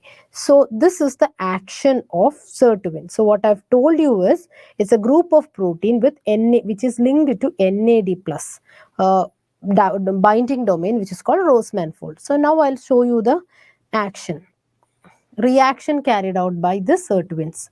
So the reaction is that if this NAD is nicotinamide adenine dinucleotide, which means this is an adenine, this is a ribose, and this is a phosphate, which means it is an adenosine monophosphate. Now this structure that you can see is nicotinamide, which is attached to a ribose sugar and which is again attached to another protein. So you can see that this is almost like two nucleotides linked together. So when two nucleotides are linked together, which we call it as a dinucleotide. So in this particular dinucleotide, one nitrogenous base is adenine, another nitrogenous base is nicotinamide. So that is why it is called nicotinamide adenine dinucleotide. And it is reacting with, so it is reacting with the acetylated protein. So most important acetylated protein that we should be considering in our mind is the histones. So this acetylysine means it is an acetylated protein. Usually acetylation takes place in the lysine residues. The epsilon amino group of lysine is the one which is getting acetylated. So that is what is given as acetylysine. Now the action of sirtuin is that the sirtuin splits this NAD plus. So you can see that this is cut here. So what we can see is, now once this is cut, what we can see is this is a, you can see an adenine here. So an adenine, it's a dinucleotide. You can see a phosphate, and you can see this adenine dinucleotide phosphate. You can see that in this ribose. So this is cut. This nicotinamide is cut and it is liberated. So this nicotinamide is cut and this ribose sugar, this is the 2' hydroxyl group. The 2' hydroxyl group will get attached with the acetyl group. So this acetyl is attached to this 2' hydroxyl group. So what we get is 2'. So 2' O, because there is an oxygen in between, acetyl. So this is attached with an acetyl which is cut from here. This acetyl. So 2' O, acetyl ADP ribose. So this is actually an ADP ribosylation of what? An ADP ribosylation of the, or transfer of acetyl group to the ADP ribose. Or you can say that the ADP ribose is now acetylated by sirtuin, so that the nicotinamide is released, and this lysine or this protein which is acetylated is now deacetylated. So this activity is a deacetylase, and it is coupled with ADP ribosylation, which means the acetyl group is getting ADP ribosylated, or acetyl group is getting attached with the ADP ribose. In either way you can think. So what we can get as a product of this reaction is nicotinamide. So the sirtuins are inhibited. This is actually the product of this reaction, and hence the sirtuins are inhibited by nicotinamide. Is it clear? Okay. Now, what we should understand is that there are two things that regulate this reaction. One is the nicotinamide. So, as the nicotinamide level rises in the body, what happens, or the product is accumulating, sirtuins are inhibited. Then there is one more regulator for this action of sirtuin. The next regulator is the NAD plus NADH ratio. Okay, we know that NAD plus is coming at the substrate side, right? So something, when there is accumulation of the substrate, what happens? Then there is, if there is accumulation of NAD plus to NADH ratio, or if this is rising, the sirtuin action is facilitated. Sirtuin action is facilitated. Am I clear? Okay. So what happens? So what is this relationship with the sirtuin and calorie restriction, or why we say intermittent fasting is good, or fasting in any kind is good for our health? It's because when we are in a fasting stage, or when we are in a well-fed stage, the NADH is higher, or it's more than NAD plus, because every food substance is now generating the acetyl coenzyme A. It enter into TCA cycle, and finally it generate the reducing equivalent. So in that case, the NADH is more, NAD plus is less. So in that case, the action of sirtuin is low or high. So in the well-fed state, or if the body is in well-fed state, the NAD plus to NAD ratio is less, right? So what happens if there is less NAD to NAD plus NADH ratio? The action of sirtuin is decreased. Now, what's the action of sirtuin? The sirtuin has actually lots of good active actions in our body, which I will tell you later. So this is the regulator of the sirtuin action. I hope this much is clear. Now I will show you the plethora of actions of the sirtuins. The sirtuins is seen in different subcellular locations like nucleus, cytoplasm, mitochondria, like this. And sirtuin 1, this is only about mammals. In the mammals, this deacetylation action of the sirtuin is controlling all these genes, or all these genes, and hence the proteins. So actually it is acting at the proteins, it is deacetylating the proteins. So you can see that it is acting at various proteins, and it has its effects in transcription, silencing, regulation, insulin signaling. See, that was one of the option in the question. It has action for tumorigenesis as well. That also we should. Sirtuin not always good. Some sirtuins are not good. So apoptosis, cell proliferation, stress response, and lots and lots. I don't want you to learn all these things, but I just want to have give an overview of all these things. So again, a sirtuin 2. So it has its action in all these proteins, right? So this Apart from, see, all these action is basically deacetylation. Then another action is ADP ribosylation. I have told you whenever deacetylation is happening, there is ADP ribosylation action also, because NAD plus is the donor for the ADP. Apart from that, so what we have seen is deacetylation and ADP ribosylation. This ADP ribosylation, apart from that, two more action that is given here is demelonylation and desuccinylation. Desuccinylation and demelonylation, 2 points I just want to add to that. So basically what we can see is the sirtuin has lots and lots of actions in our body. Sirtuin prevents aging. That was one of the options. That's why I want to explain it here. The aging is because of many of the causes. Aging is because of genomic instability, telomere attrition, epigenetic alteration, then dysregulated nutrient sensing, mitochondrial dysfunction, cellular senescence, stem cell exhaustion. All these are causes of aging, and the sirtuin has action in each and every causes of aging. One example I'll show you, that is stem cell exhaustion is one of the cause for aging. And what we can see is that the sirtuins preserves the survival and quiescence of stem cell. So in that way, sirtuin is preventing aging.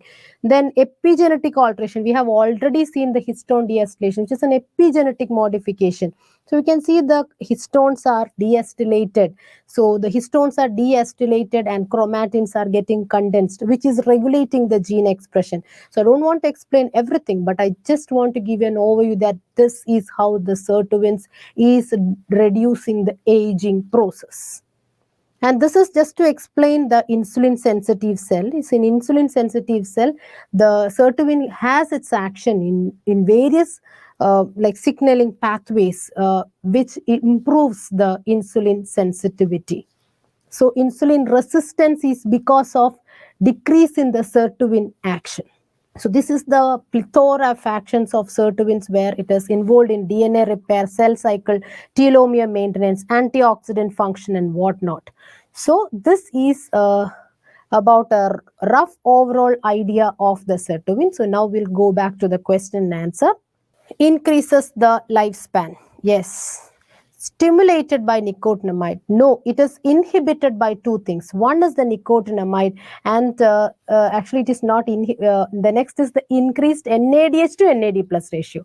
Or in reverse way, I can say increased NAD plus to NADH ratio is stimulated. So if the option is stimulated by NAD plus, then that was a correct answer. But here it is not given NAD plus, it is given nicotinamide. So nicotinamide, I've told you, nicotinamide is a product of NAD plus when it is ADP ribosylating, so and deacetylating. Okay, so it is not stimulated, it is actually inhibited. So this is not true. Increase insulin sensitivity, yes. And the last option, it has histone deacetylase activity. Yes, it is having histone deacetylase activity, and it causes chromatin condensation. We know about histone acetylation and histone deacetylation. Histone acetylation means acetyl group is having a negative charge. We know that histones are having positive charges. To this, if we are adding a CH3COO minus, it is reducing the positive charges. Because of that positive charge, this histone is interacting with the DNA. Right.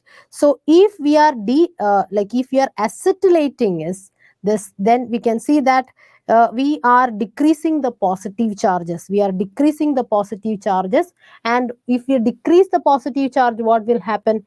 The chromatin or the DNA interaction of the histone with the DNA is decreasing, right?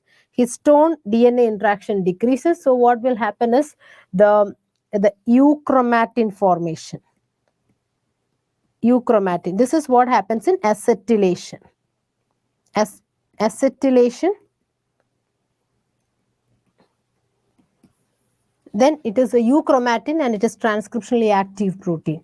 But deacetylation, what will happen? In deacetylation, the reverse of this thing happen.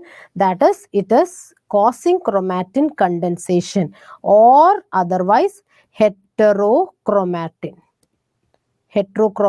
formation. Okay, so that option is also right. So coming to the next question, 2,3-BPG causes unloading of oxygen to the tissues because decrease ATP production and breaks the link between beta globin. No, a 2,3-BPG has nothing to do with ATP production. Increase ATP production, no. So A and B is out. Now going to the third option, binds to the central cavity of the hemoglobin by histidine residue and favors salt bridge conformation, and it inhibit the taut state. So it is actually not inhibiting the taut state, it is actually favoring the taut state. So 2,3-BPG is causing unloading of tissues because it is not inhibiting, it actually favor the taut state. So this option inhibit is wrong. Binds to the central cavity, this is the correct statement. So we know that in a hemoglobin, it has 4 globin chains, 2 alpha and 2 beta. Now we can see that there is a central cavity between these, and this 2,3-BPG is usually, this 2,3-BPG is a product of Rappaport-Lubering shunt, which is formed from, it's a shunt of glucose metabolism or glycolysis. The glycolytic pathway is undergoing this shunt so that it produces 2,3-bisphosphoglycerate.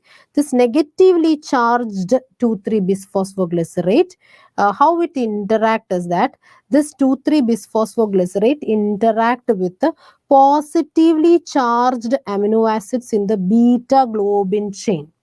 So it's usually the positively charged amino acids are the histidine residues, which is having a positive charges.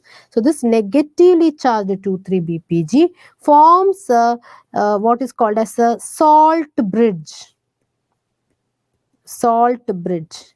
So already there is a salt bridges between these globin chains. So all the globin chain, in between this globin chain already there is a salt bridge. Apart from this, this 2,3-BPG is giving additional salt bridge. So what will happen if somebody is tightened by all the strings? We are in a constricted or a taut state, right?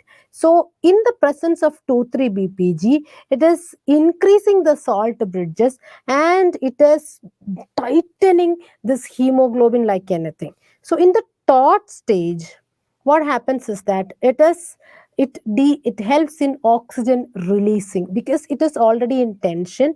So it is not able to, just think like when we are too much stressed, we don't even feel like we are not in a very stressful condition, we feel like deoxygenated, right? We don't have any relief. Such a state is there for hemoglobin, that is, it is favoring the taut state, so that it is not it is not binding to the, it is not in a mentality to bind to oxygen.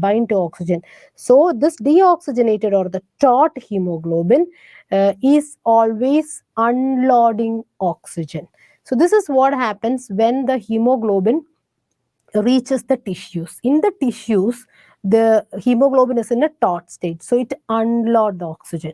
But when it goes to the lungs, what happens? It's in a relaxed mood. So in a relaxed mood, the salt bridges are all broken, all the strings are broken, so that it is in a relaxed mood. So in this relaxed mood, it is in having a mind to breathe properly, right? So we are taking enough and more of, or the hemoglobin can accept more of oxygen. But 2,3-BPG is favoring the taut state, and it taut or tighten the hemoglobin so it is not able to bind with the oxygen.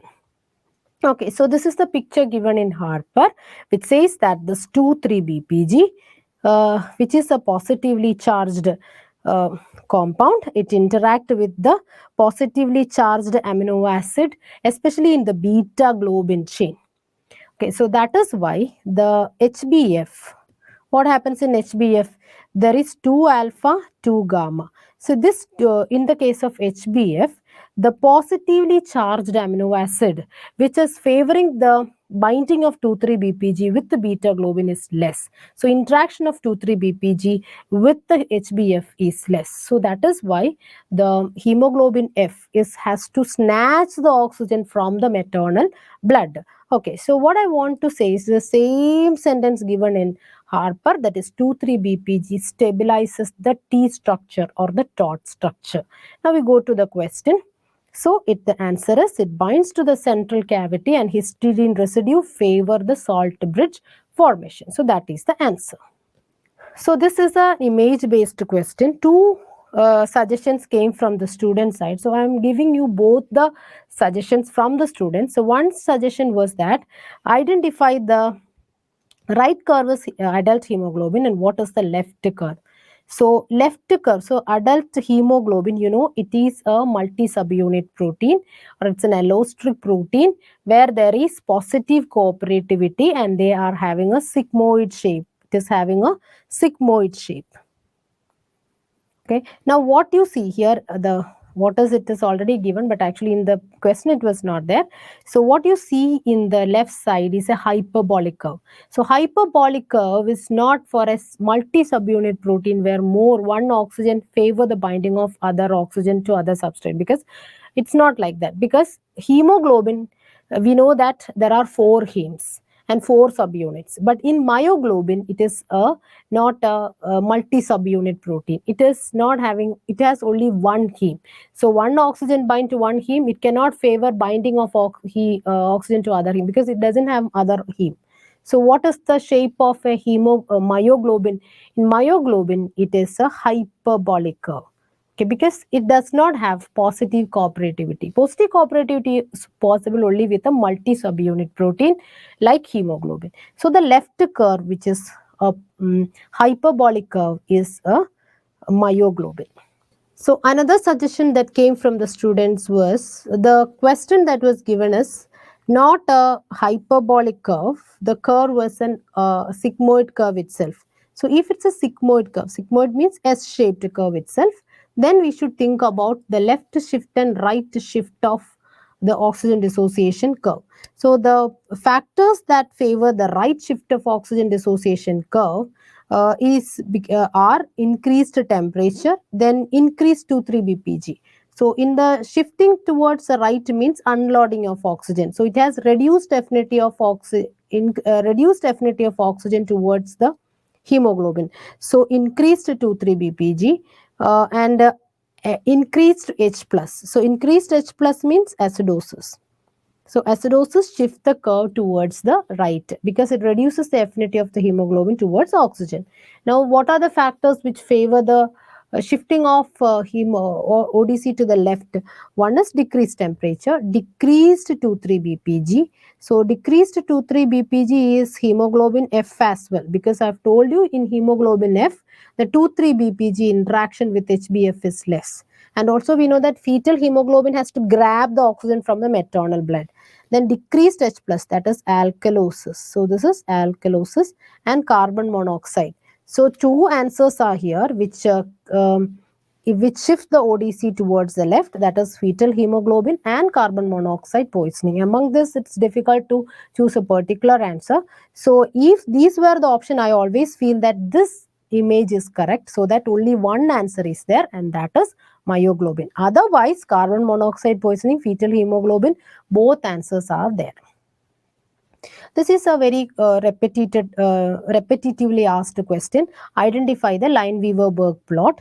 So I've told you, just remember few points. If the Lineweaver-Burke plot is V-shaped, then it is a non-competitive VR1. If it is X-shaped, then it is a competitive inhibition. If there is two parallel lines, it is an uncompetitive inhibition. So this is a V-shaped curve, so that is non-competitive inhibition. So before concluding, this is a positive note to those who have not able to write this exam very satisfactorily. So failure is not the opposite of success. It's a part of success. Every one of us who are successful persons are not the person who never failed in life. We are, including me. I have failed in many of the exams. So failures, never take it negatively. They are a positive note to work hard and move forward.